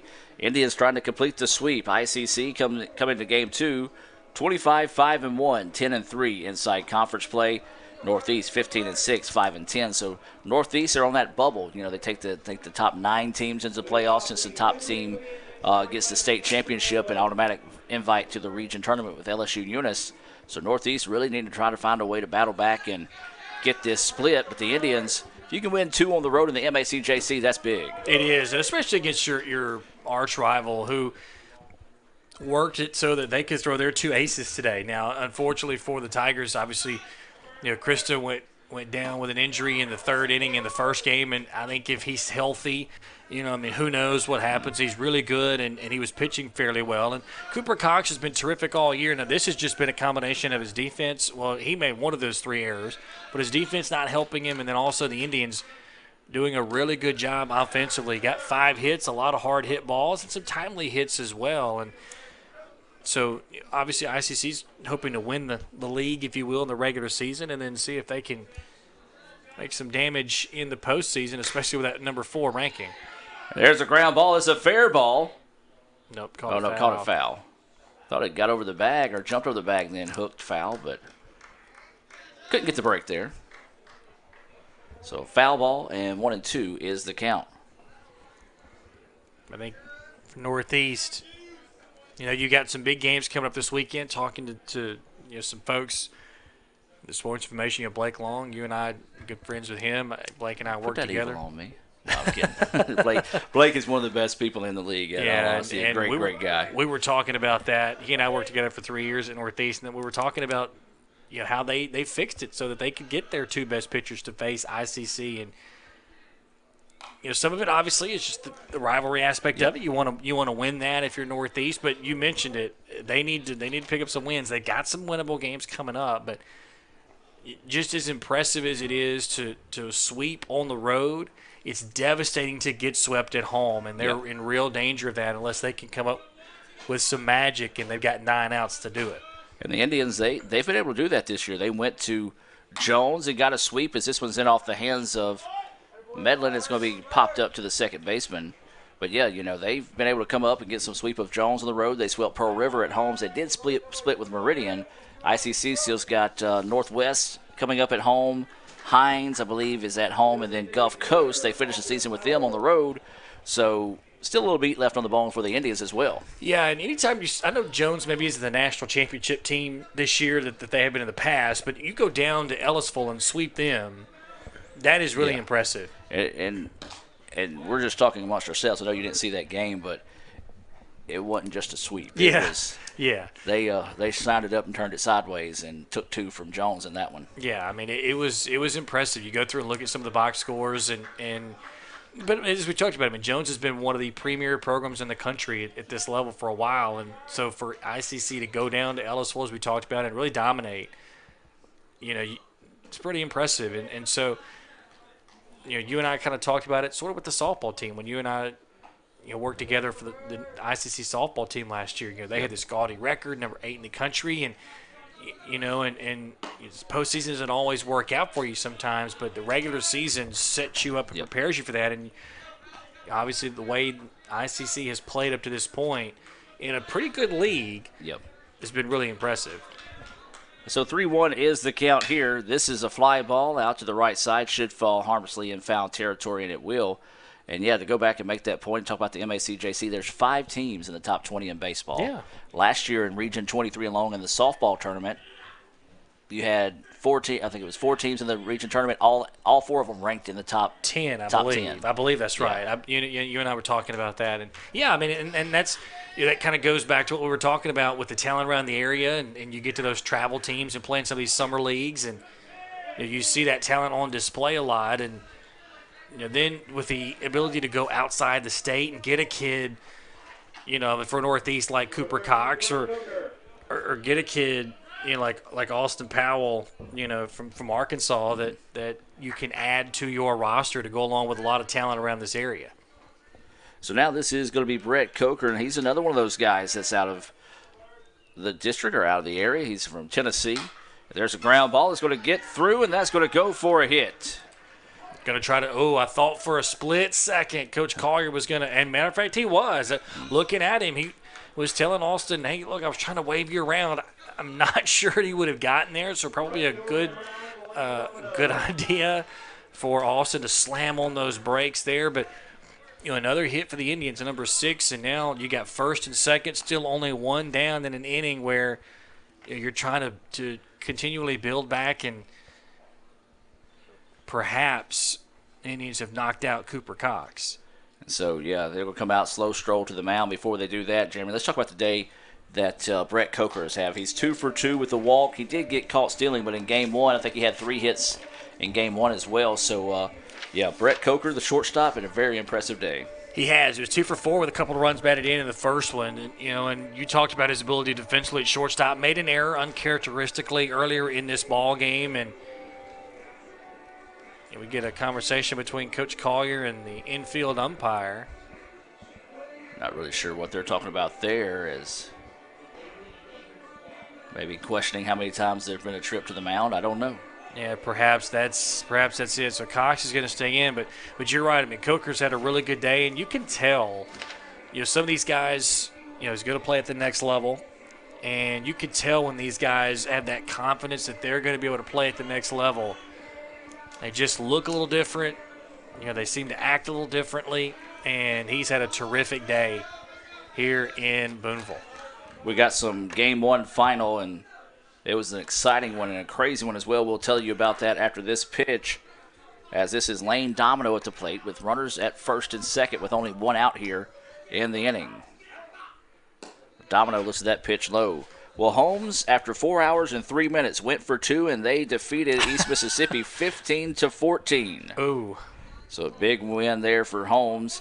And in Game 2, Gulf Coast leading Hines 5-0. That's after 2 innings, and that's big there because Hines currently sitting atop the conference at 9-2 So you look at that. If the Indians can get a sweep, and depending on what Northwest does with Coahoma, boy, this league could really be shook it up by the end of the night. Yeah, it gets a little tighter, and obviously the Indians have played 2 fewer games in Northwest before the Rangers started with the Coahoma Tigers today. So, yeah, if you project a little bit, ICC already at 10-3. If you hold on to this, you're sitting at 11-3. Now, Northwest probably going to take advantage of playing Coahoma today, you would imagine. Yeah. But at the same time, you still got some chances. As you mentioned, you rattled off all the games that the Indians have left. There are going to be some chances for them to win this league in the regular season, if you will. And you look at – and Gulf Coast did win that first game. No, Hines won the first game, so they're 10-2 right now. So, yeah. But you're right. Yeah, there's a lot of meat left on the bone, a lot of crazy things going on in the league. You always run into that one game every week that's like a 40-20 final. Where the ERA just blows up. And we had one of those when we went to Southwest Tennessee. Heck, was that the beginning of last week? It was. We won the first game 20-14, 15-4 in the second game. Yeah.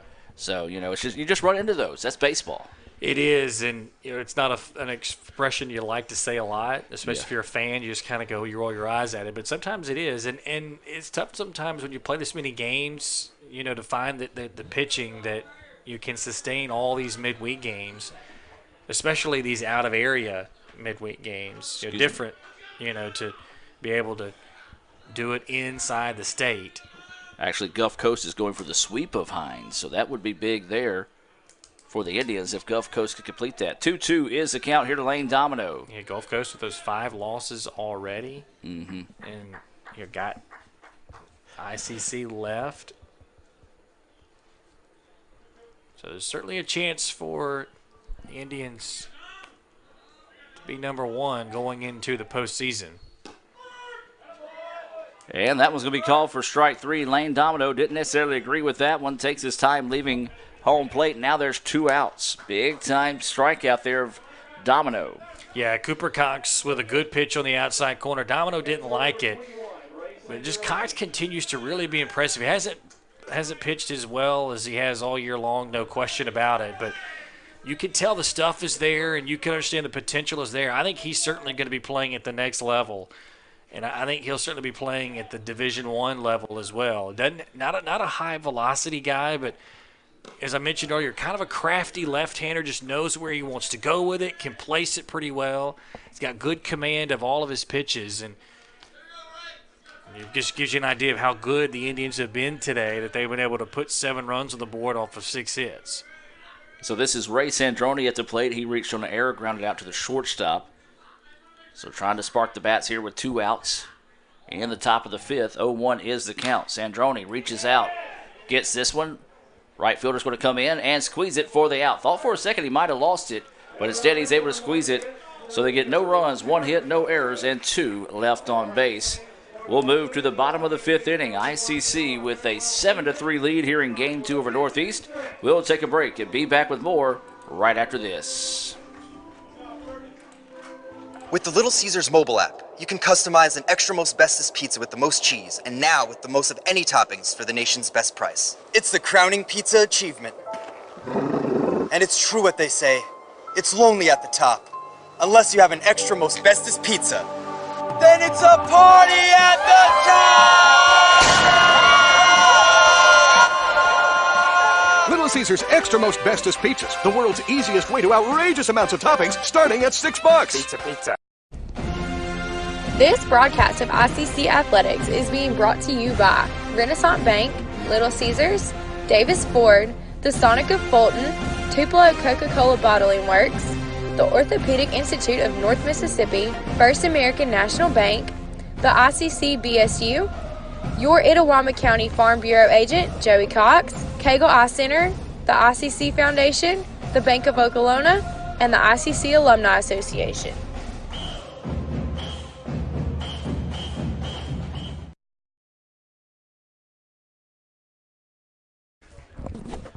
Hola. Baseball Night in America. Adam Gore, Jeremy Kennedy. That is not on anymore, is it? Not the way that sounded. It's late, folks. We started this day at 2:03 with the first pitch of Game 1. It's now 7:27 on Wednesday of next week. So it's been a long day at the ballpark. Yeah, it has been. And hey, as long as the Indians winning, that's all that matters. That is the point at this point, for sure. This pitch lifted up to the right fielder is going to go back. And, Jeremy, I don't know if it looks as dark as it is. I was going to make that it's point. Dark out there I was going to make that point when we came back. And, the lights obviously here on. They've been on for a while. And, I've done a lot of games here. And I don't remember it being quite this dark in the outfield. Yeah. And so, but the outfielders have handled it pretty well. They haven't had any issues. But if you look over here on the light pole, of course you can't see it on the stream right now, but on the light pole next to first base, there's 2 or 3 lights out there. It looks like there's 2 out in the outfield. I probably should be talking about how many light bulbs are out, because we're playing baseball and talking about outs here. But there's 1 out in center field, and it looks like 3 out in left center. So, and we can't see it. Or actually, yeah, there's 2 more out down the left field line. So yeah, it could be an adventure later in the evening. In this situation, everything hit to the outfield. Yeah, I thought, the ball just kind of disappeared almost in the air to end that inning. But, when Sandrone hit that ball into right field. But, yeah, I mean, it's definitely dark, and I would imagine they'll have that problem solved next year when they have their new baseball complex open and ready for use. But, yeah, I mean, if you're an outfielder right now, especially in the corners, you're going to have to pay really close attention. The lights aren't necessarily, I think, going to help you out. Not at all. That's going to be a walk issued to Lipsy.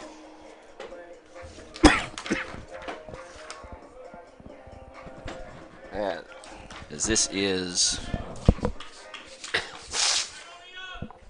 Carter Roach at the plate. Sounds like he called out a different name than Roach over the PA system. Is that pitch missing for a ball? Away.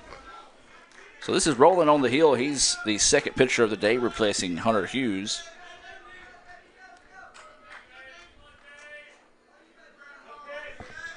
So 1-0 is the count. Pickoff move. Oh, if that throw would have been low, would have got him, but the throw was high, so the tag was not in time. You look at Lipsy, only 2 for 3 on the year in stolen base attempts. As we talked about coming into today, Northeast only 23 of 28 on the year. They did steal 1 in the first game.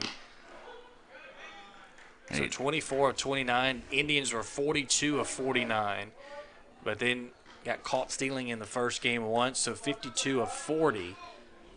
Really, really good percentage, but haven't had as many opportunities today, or just haven't taken the chance to try and steal. Is that pitch missing? We do have a Game 1 final between Meridian and Delta. Meridian defeats Delta 13-8. So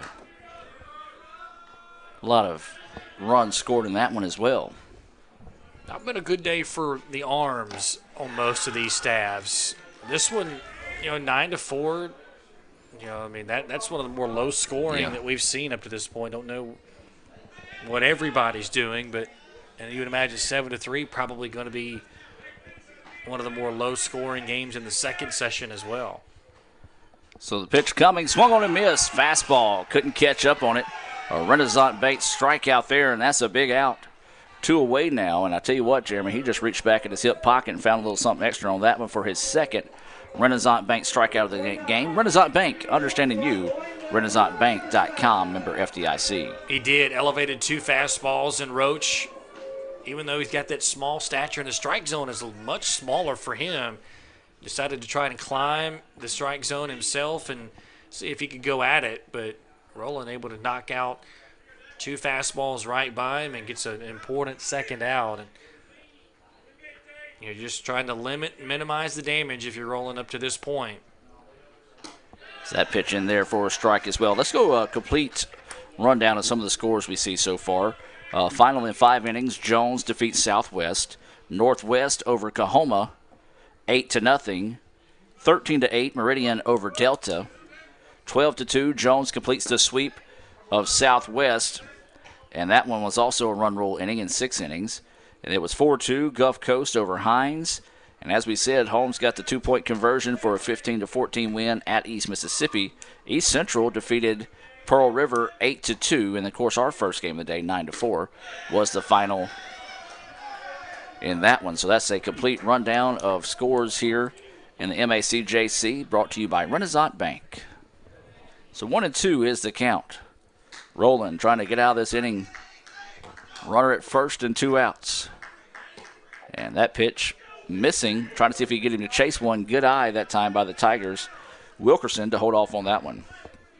Yeah, Rowland predominantly going with the fastball, but we'll throw that breaking ball in there. I would imagine 2-2. You're going to try to challenge him here and see if you can end this with a strikeout. This pitch popped up high in the air. We'll see if this one's going to cause some problems like we talked about in the dark. Instead, Lane Domino was able to come out there and get it. Jeremy, there were issues with the ball. Absolutely. Domino, I think at first sort of gave the sign like he didn't know where it was and then found it late. And so if you're in the right field or left field, outfield for either one of these teams, you're just praying the ball's not hit to you the last couple innings. Absolutely. 7-3 is your score. We've played 5. Let's take a break and hear a few words from our sponsors and be back with more right after this on the ICC Sports Network. Student involvement is a top priority here at Itawamba Community College. If you want to be involved with student government, then the Student Government Association is the place for you. If you have a stellar GPA, then Phi Theta Kappa is for you. If you're interested in the diverse culture of our campus population, then the Diversity Club is for you. If you're interested in leadership and service, then Indian Delegation is for you. If you're majoring in computer programming or computer networking, then CPNA, the Computer Programming Networking Association, is for you. If you're interested in good conversations and free lunch on Thursdays, then the Wesley Foundation is for you.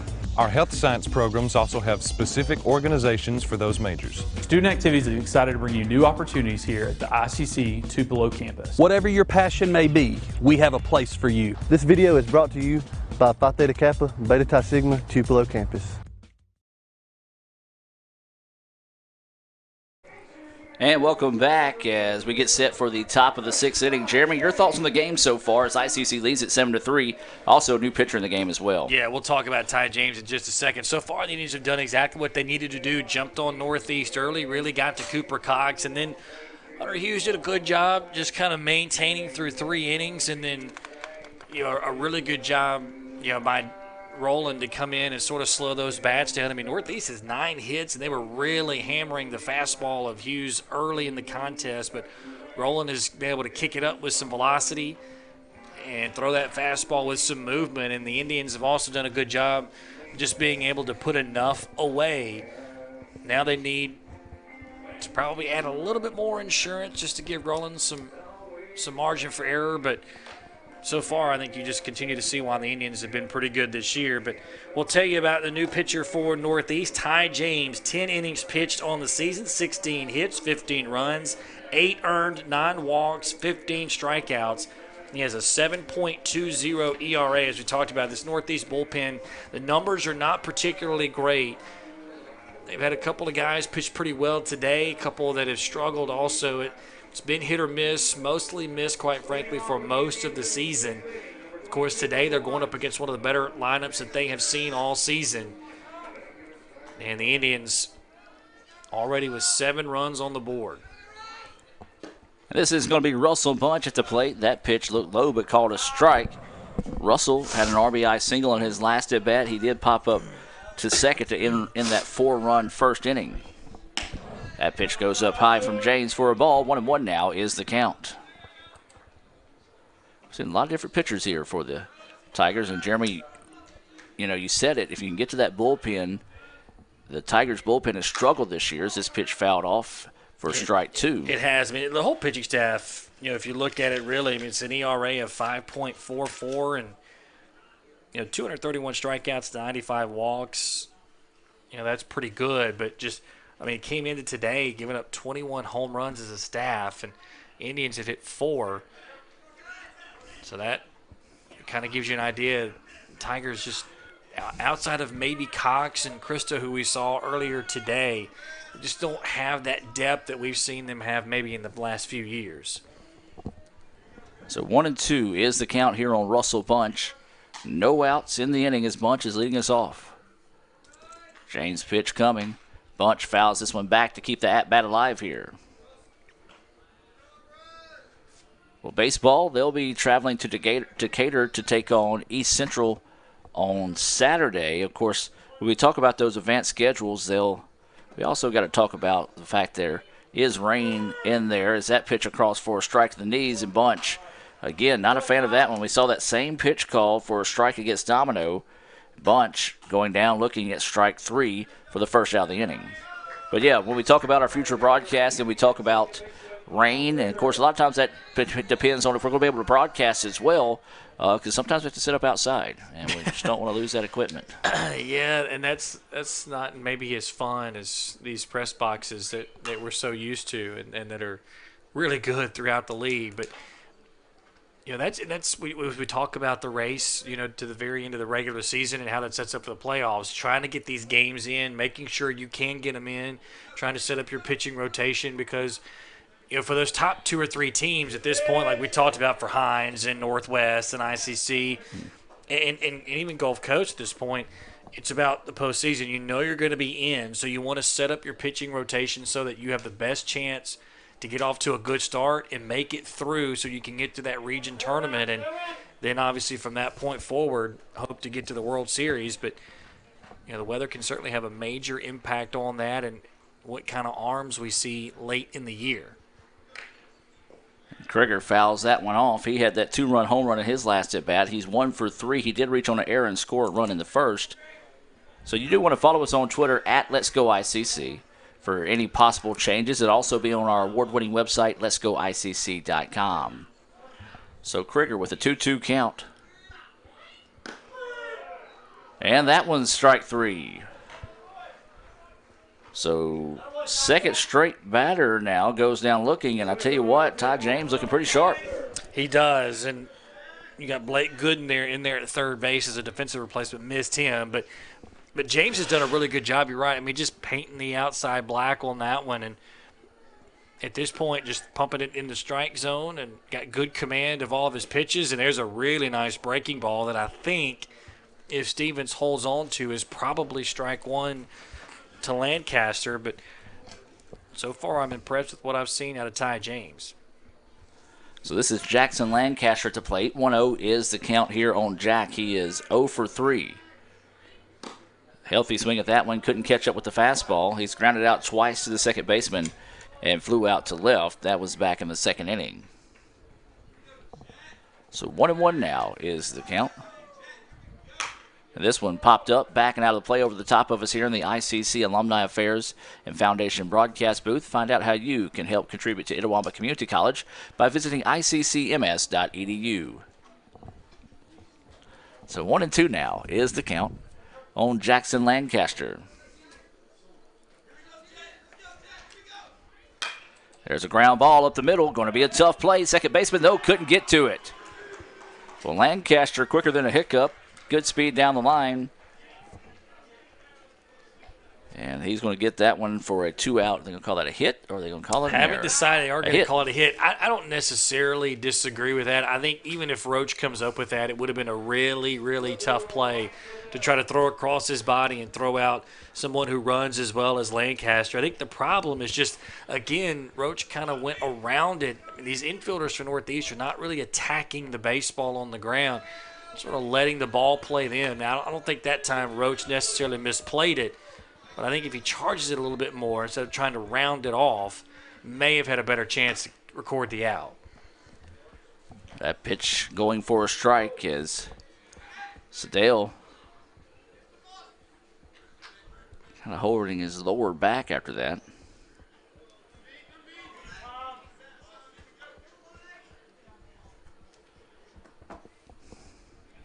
And so Sedale at the plate. 0-1 is the count. That pitcher missing for a ball. 1-1 now goes the count here. So, yeah, Friday we've got softball scheduled for Southwest. Saturday we got baseball at East Central. You can follow those games on the Red Channel as well as Twitter. And then Saturday and Sunday, actually, the golf team will be in action in the conference championship. And then Monday we'll do it all over again as we'll have some baseball, softball at home. I think Northwest is coming to town next week in baseball. That'll be a big-time doubleheader there as well. You'll start hearing more of this guy, Jeremy Kennedy, coming in down the stretch for us. As the runner goes, ball in the dirt, no chance to throw out Lancaster as he dives in safely with the stolen base.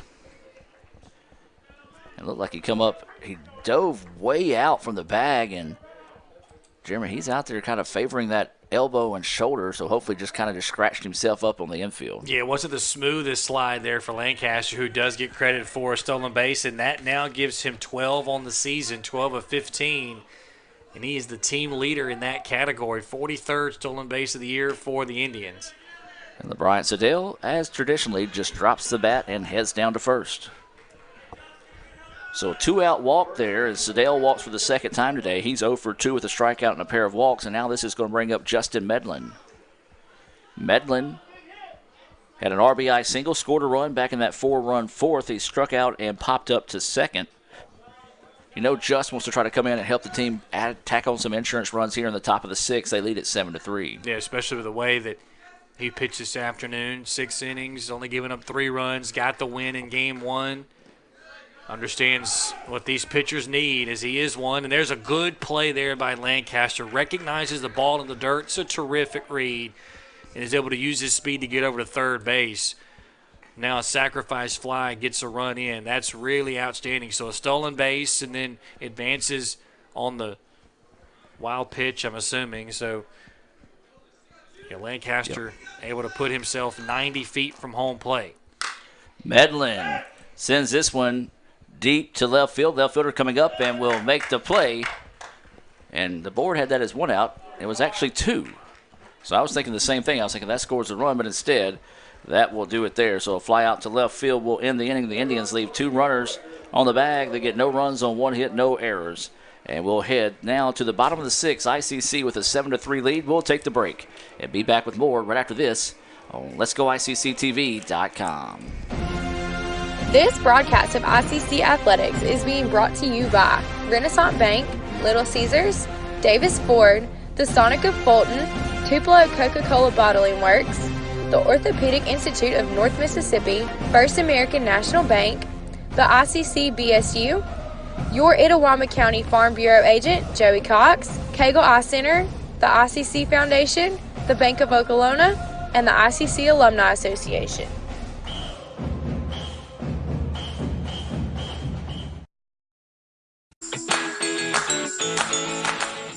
Itawamba Community College is now offering 3-day weekends. You can be one of the first to take advantage of a compact course schedule with a majority of classes offered Monday through Thursday. Let us customize your education to fit your needs. Become a part of the ICC family and apply today at apply.iccms.edu. ICC, the best start here.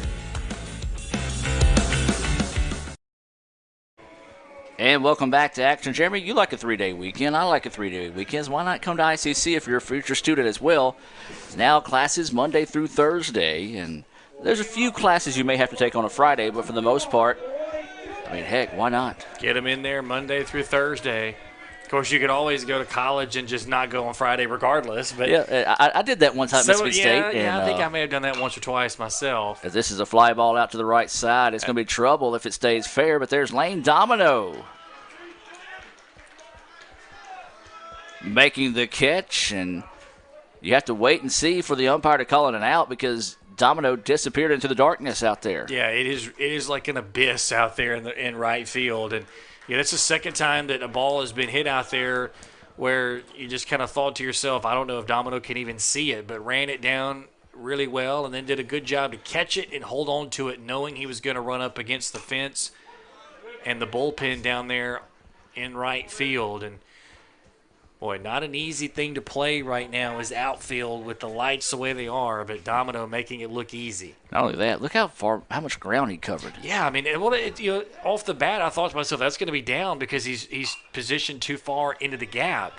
It's the same defensive alignment. I mean, I did Northeast baseball for 3 years, and I've done, I've been here to watch a lot of games. I don't think I've ever seen a team come in here and put their right fielder anywhere close to the right field line. Yeah. Same thing in left field. I think it's sort of just maybe an unwritten rule, or maybe it's a written rule and I missed it, that everybody's bunching the gaps in the outfield.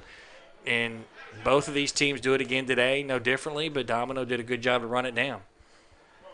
Of course, Lane is blessed with a lot more speed than I am, as he's pretty fast out there. Me too. And that's the other thing that this team has is an outfield that can really go get it. You're talking about a guy in center field that's going to play in the SEC. And Domino obviously has some speed out there.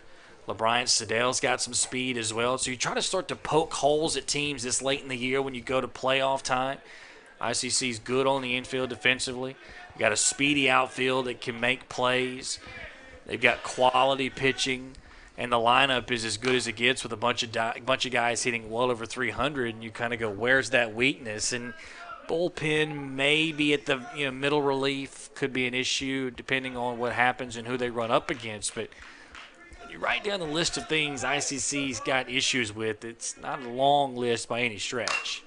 There's going to be a rip out to left field. Just a good job of going up, getting that high fastball, putting a bat on the ball, poking it out there to left field for the single. So with one out now and a runner on first, this is going to go to the number 9 batter, Sowell. Well, if you told me Northeast was going to get 10 hits in the second game, I would have been quite surprised. But, this offense has looked pretty good. Now, fortunately for the Indians, they haven't been able to string them together, and they haven't been able to get them in a timely manner for the most part. But they have hit the ball hard all over the yard in this second game. This pitch swung on and missed. This is Chad Stevens at the plate. 7-3 is your score. We're in the bottom of the 6th inning. Game 2 scheduled for 7, thank goodness. As the ball gets away, runner's going to try to go and will not be a throw. That one in the dirt, and Sandroni had a pretty good block on it. It just popped up and almost like it hit off his hip and ran away from him. Yeah, he's had a couple of balls like that in the dirt where you felt like he had blocked them up, but they just got away a little bit and far enough for the runners to advance.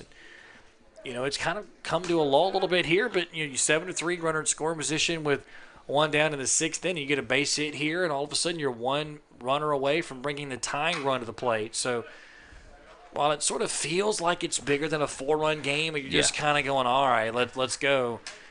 Northeast has still got a chance here if they can get a couple of base hits and string them together and put some game pressure on the Indians. And I think a large part of that is that 9-inning game in the first game. Yeah. It kind of drains everybody. Us here in the broadcast, the kids are drained out there as well. So you're right. This does feel like it's maybe a 13-3 or something tight score ball game like that. Is bare hand play. Got him! There is the Brett Coker I was bragging about before the game, Jeremy. That was terrific. A bouncing ball that goes off of Rowland, who tries to field it and make the easy play to first. And once it was deflected, I thought, well, there's no chance. This is going to be first and third. And then Coker comes and makes the barehanded play. If he goes with the glove, there's no shot. Tries to go barehanded. Not only did he make that play, but made a perfect throw and beat him by a step. Terrific play by that Indian shortstop. And you were talking about how good he is and how well he has played all year. And talking about a minute ago, there aren't a lot of issues with the Indians defensively, and that's one reason why. Absolutely. That's going to be an early nominee for next week's What a Play Wednesday presented by Renaissance Bank if Raphael got a good shot on that, because I honestly thought it was just going to be an infield single and didn't switch the camera over to catch it. As this is now Hansford at the plate. The runner did advance to third on the play, as that was a big-time play by Brett Coker. So now 2 outs, runner at third, 7-3 is your score in the bottom of the 6th inning. This pitch, low but fouled off, and that goes for strike one. 2-1 now is the count. Jeremy, how your Rebels doing in baseball this year? A little up and down. It was not very good last week when they lost to North Alabama, but bounced back with sweeping Florida and beat Southern Miss. And Caleb Barnes, former Indian, came in and closed that one out. They were, from Pontotoc. Yep. Yeah, they looked pretty bad. But, and you said earlier the sort of that's baseball kind of thing. It wasn't exactly a popular saying, I think, from people last week. But then you go and you sweep Florida, and everybody's kind of going, well, how did that happen? And, so It's one of those. Who knows? If I told you, hey, you're going to lose to North Al, but you'll go sweep Florida, you'll take it. You'll take it, but you just kind of go, what and how is that possible? Yeah. You know, you figure, okay, well, you beat North Alabama, and you end up maybe winning 2 out of 3, but a long season. But yep, we got a slow stroll to the mound here. This might be it for Roland. Let's take a timeout here from First American National Bank and be back with more right after this. First American National Bank is a local bank. Our 10 locations are right here in Northeast Mississippi. Banking decisions are made locally by people who live here. It's been that way for more than 50 years. Our involvement in the community is important to us. That's where our roots are. Technology, it changes daily, but our community is what keeps us together. If you like high-tech banking, we've got that too. Follow the flag to First American National Bank, from Iuka to Tupelo. And welcome back, as we do have a pitching change in here for the Indians. Looks like this is Braden Ellis coming in to change. And Jeremy, tell us about some of those Sonic stats on Braden. Ellis making his second appearance, 3 innings pitched on the season. 1 hit, 1 run. It was earned. No walks, couple of strikeouts. Has a 3 ERA even. So we'll see if he can come in and at least close the door on this inning. He's going to inherit runners at the corners with 2 down. Northeast 10 hits in the contest, and as we talked about, feels like it's kind of a lull, like it's, in a basketball game, you're up, kind of 12-13 with a couple minutes left. You're just trying to get rid of it, but Northeast gets a base hit here. They'd bring the tying run to the plate, and it could get a little bit interesting. So if you're ICC, you want Ellis to come in, get this out right here, and then at least get to the bottom of the 7th inning with that grand slam lead intact. Absolutely. So Ellis taking his final few warm-ups here, and Kyle Krieger better be happy I didn't see what he was doing and switch to the camera there. He was dancing in between the warm-up pitches there. Next time I see Krieger, I'm just going to say, hey, don't dance again. It was not good. So Ellis continued to take his warm-up here. And Jeremy, it's been a long day at the ballpark. Appreciate you coming in and filling in and helping out today. And just your thoughts so far, kind of just taking a first look at your Indians. Yeah, I mean, I think as I talked about it, it's a team that has a lot of upside. I think the only thing, and this is really everybody's issue, so it's not really something that is glaring, I think, for ICC. It's just beyond your top 2 starters, maybe you squeeze in a third guy, and do you have enough pitching late? And I think that's the issue. You get into a tight game late when your season's on the line. Do you have somebody that you can hand the ball to and say, hey, go get 3 outs or go get this out? That ball right back to Ellis as it bounced off him hard, and he had the wherewithal to keep with it. I hope it hit his glove, but a great play there by Ellis to be able to get that out, and that's a scary moment there. But, Jeremy, that was a tattooed right back to Ellis. He found it, tossed it over to get that in the inning and save the run as well. Yeah, that was big right there for ICC, and another chance for Northeast to creep back into this one and make it interesting, but ICC gets out of it, and as we talked about, protects that 4-run lead. We'll take a break and be back with the 7th inning. ICC leads at 7-3. Back with more right after this. The newly formed Orthopedic Institute of North Mississippi wants to make sure you are receiving the best orthopedic care possible. Our staff of 7 experienced, board-certified surgeons specialize in a specific area of the body and can treat you with the newest and latest technology available to fast-track your road to recovery. Call us for same-day appointments at 662-377-BONE and come see us at Gloucester Creek Village in Tupelo. At the Orthopedic Institute of North Mississippi, our specialty is you. Davis Ford in Fulton is your Ford dealer for new cars, trucks, and SUVs and has a wide inventory of certified pre-owned vehicles. Find your next dream car or truck from our Ford showroom or go online to davisfordsales.com and search our new and used inventory to see what is on our lot. So stop by and test drive the all-new fuel-efficient Ford Focus or Ford Fusion or the new Ford Explorer or F-150. Go further with Davis Ford, 904 West Main Street in Fulton or online davisfordsales.com. Celebrate outrageous amounts of toppings with Little Caesars Extra Most Bestest. With the most cheese and now with the most toppings at the nation's best price. Create your favorite pizza starting at $6. Pay, then express pickup at Little Caesars. Pizza.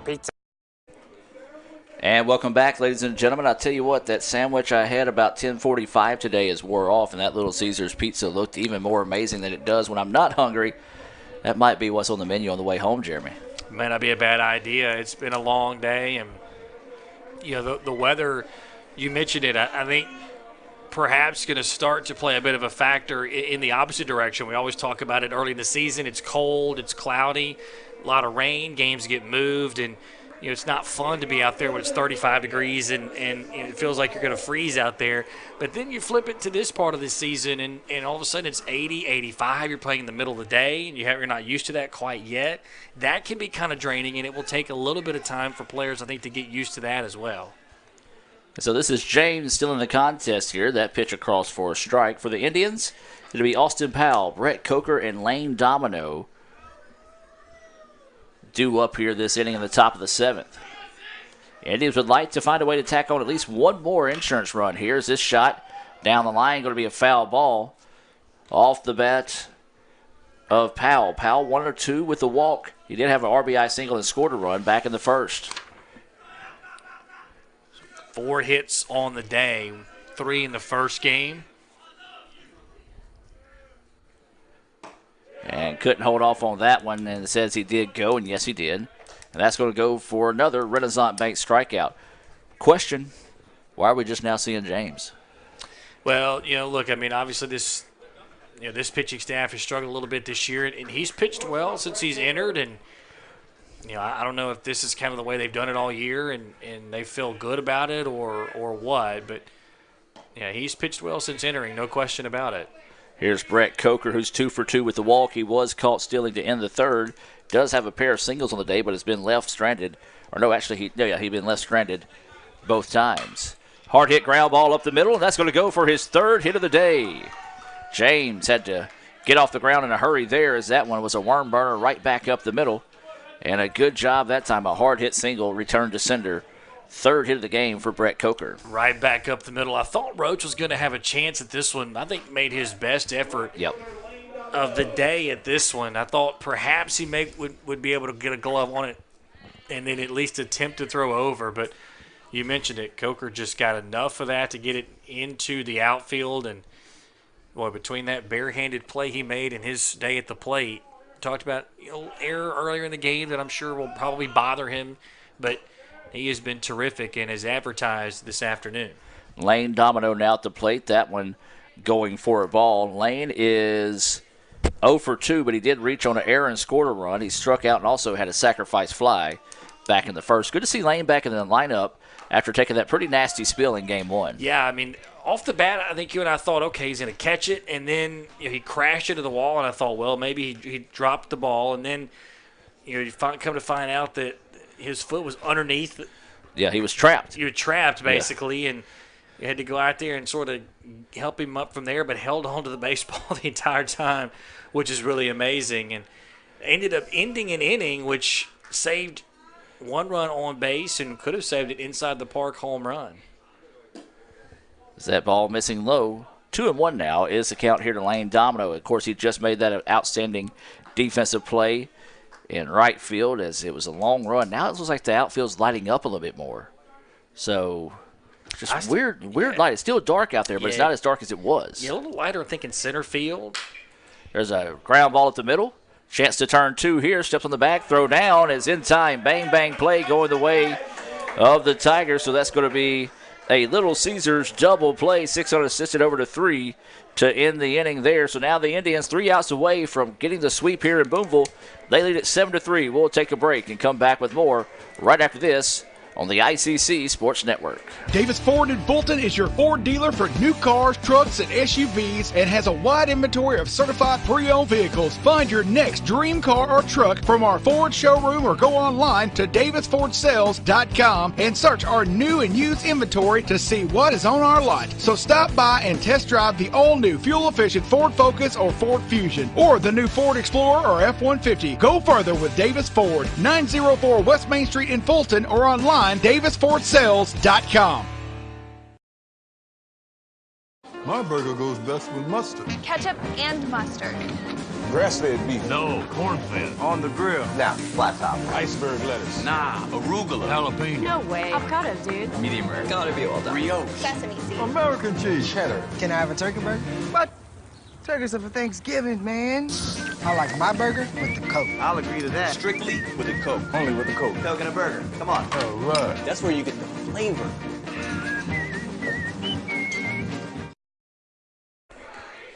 And welcome back, ladies and gentlemen. ICC leads at 7-3 as we head to the bottom of the 7th inning. The Indians trying to complete the sweep of the Tigers here in Boonville. Of course, this is the last time the Tigers will play on this field, so be a little extra sweet if the Indians can find a way to kind of just say, all right, we got you the last time you played here, and let's go get 2 next time we play them out there. Yeah, and had Coach Kent Ferris, who was the Absolutely. second winningest baseball coach ever, throw out the first pitch. Seemed like a long, long time ago as the athletics director, was the athletics director here at Northeast for a while. And, yeah, I mean, when you're in a rivalry situation, those are certainly some extra motivational pieces. You know, it's kind of a farewell season for them. Yep. Let's come in here and wreck it a little bit and then go open up their new stadium next year. This pitch popped up. Medlin coming in, and will squeeze it for the out. As Krieger came in last second, didn't know if Medlin could find it. And so 2 pitches and 1 out now. And now the Indians 2 outs away, and this is going to be Lipsy coming up. He's 1 for 2 with the walk. Does have a single to his credit this evening. So 1 away now. 7-3 is the score, bottom of the 7th. I always talk about that first out being the most crucial one and the most difficult to get when you're trying to close the game. And Ellis just coming in, pumping fastballs right into the zone. Got to pop up there to Medlin, and I think he's going to waste his time with a lot of breaking balls the rest of the way. This is going to be a slow roller, and it's going to be picked up by Sandroni. Throw over is in time. Look at you, little Ray. Coming up with a nice play there. That was tough. It was tough. I thought at first he would be wise to let it just roll back foul, but instead he decided to go and pick it up, and it made a strong throw over to first base, showing some athleticism. The reason I call him Little Ray, Coach Ray Williams is assistant coach. He's Big Ray, the world's strongest man at ICC. Yeah. So anybody else with the name Ray, I'm sorry. You'll always be Little Ray compared to Ray Williams. So now there's 2 outs. The Indians trying to close up shop here. They lead at 7-3 after that great defensive play by Ray Sandroni. So that pitch missing high. 2-0 now is the count. Well, Ellis on the hill, and Jeremy, you said it. He's just bringing the heat and said, let's see what you got. Yeah, not going to waste his time, just trying to pump it in there with strikes, and that's what you got to do. A little adrenaline late in the game, knows that, hey, look, 1 pitch and we get this sweep and we keep rolling. That one missing for a ball. 3-1 now is the count. This is Roach. He had a great game 1. He's 1 for 3 with an RBI here in game 2, trying to extend the 7th inning here. And that one in there for a strike. Now the count goes full. Yeah, 3 for 5 in game 1. Guy coming in hitting 180. Yeah. Had a career day. Yeah, his average is soared here. 3-2 pitch coming. Foul back, and we'll redo it again. You can see the Indians dugout in the background there. They're getting ready to celebrate the victory here as they try to complete the sweep of the Tigers here in Boonville. 3-2, 2 outs, nobody on. ICC with a 7-3 lead. Pitch coming. He did hold up, I think. And they're going to appeal down to first, and the first base umpire, after the second ask to appeal, finally says he did not go, and that was the right call. Yeah, I didn't think Roach went either, and that's what you need if you're Northeast. You got to have some base runners. Unfortunately, doing it with 2 outs. And so if you're Ellis, we talked about the adrenaline and wanting to come in and pump fastballs in the zone. Unfortunately, I think just overthrowing that at bat. Of course, tough to pitch to Roach. He's not the biggest guy in the world, and sometimes his strike zone can appear incredibly small. Here is Wilkerson, another guy that has a small strike zone as that pitch drifts up high for a ball. 1-0 is the count. Yeah, Ellis has got to just relax. He's starting to overthrow a little bit. And that one up high for a ball. That's what you talk about. You get 2 quick outs, know you're out away from winning this thing, and I think Ray Sandroni's going to come out and say, hey, deep breath, Calm and just it throw down. strikes. Yeah, look, just you know. Hey, it doesn't matter. We just want this out. You don't have to strike him out. Nobody behind there is saying, well, you didn't throw it 90, so the out doesn't count. Yeah. Just, you know, but sometimes you get these guys late in the game and that closing mentality, and a lot easier said than done for sure. He's pitched well since entering. So 2-0 is the count. And a good job by Sandroni. Go out there and get Ellis to take that breath, and he zips that one across for a strike. 2-1 now. Wilkerson at the plate. Got Roach over at first, who walked. This is going to be a flare out to the right side, is slicing foul. And now the count goes 2-2. 2 balls, 2 strikes, 2 outs, and a runner at first. Bottom of the 7th. ICC with a 7-3 lead, looking to complete the sweep of the Tigers this evening. We'll move directly into the Renaissance Bank postgame report as we await the 2-2 pitch. Ground ball. Medlin gets it and will step on the bag. And I tell you what, that might be just pretty sweet for Justin Medlin as he records the final out of the game against a team that didn't recruit him, didn't offer him, and he comes away with a sweep here at Northeast. Got the win in game 1 on the mound, going 6 innings, only giving up 3 runs, and got the last out in game number 2 to pull off the sweep. A really impressive day of baseball for the Indians to come in here. It's an emotional day. Tigers, trying to finish up their homestand in a positive note. They need the wins to get into the playoffs down the stretch. Indians are trying to keep that top 4 national ranking and also keep some momentum going. They want to win the league in the regular season, and a really strong day at the plate, solid day defensively, and they got some really quality innings on the mound. Our Sonic star of the game, I think you're going to agree with this one, Jeremy. Brett Coker, he was 3 for 3 with the walk. Big day for Brett Coker at the plate, also defensively as well. He'll get our Sonic star of the game. Would it be Hunter Hughes getting the win? Peanut gets the win in that one. Cox gets the loss. So that's going to do it here for Game 2 as ICC wins the first one 9-4. They pick up the win in Game 2, 7-3 to complete the sweep of the Tigers. Jeremy, your final thoughts on the evening? Just a really, really good day and a nice way for ICC to come in here. Played pretty well. First really gorgeous afternoon of baseball, and it was a blast. And obviously, if you're ICC, you got exactly what you wanted, 2 wins against Northeast. And a fun tradition that ICC has always done is we're going to keep it here. You might actually be able to see this on your screen. The coaches do a little run through the line, and they give him an attaboy, kind of a pat on the lower backside, if you will, on this tradition. As Lee Adams is going to try to zoom in on this one, and you see Rick, he's kind of putting some extra stuff in his back pocket.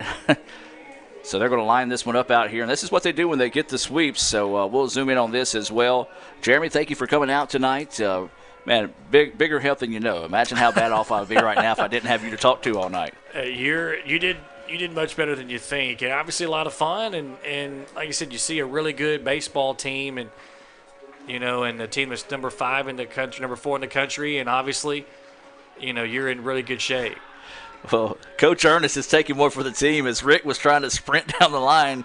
Dylan was walking in front of him to make him slow down, but there you see Rick taking the sprint, and the Indians celebrate the sweep of the Tigers this evening. 9-4, Game 1, 7-3, Game 2. ICC improves to 26-5-1, 11-3 in conference play, and who knows after what happens tonight between Gulf Coast and Hines. If Hines drops the second one, it could be Northwest and ICC leading the league at the end of the night. So for Raphael Henry, Lee Adams, Jeremy Kennedy, I'm Adam Gore. We'll see you Friday back here on the Red Channel as we hit the road with softball. Then baseball will be back Saturday at East Central. Have a good night. And as always, Roll Tribe.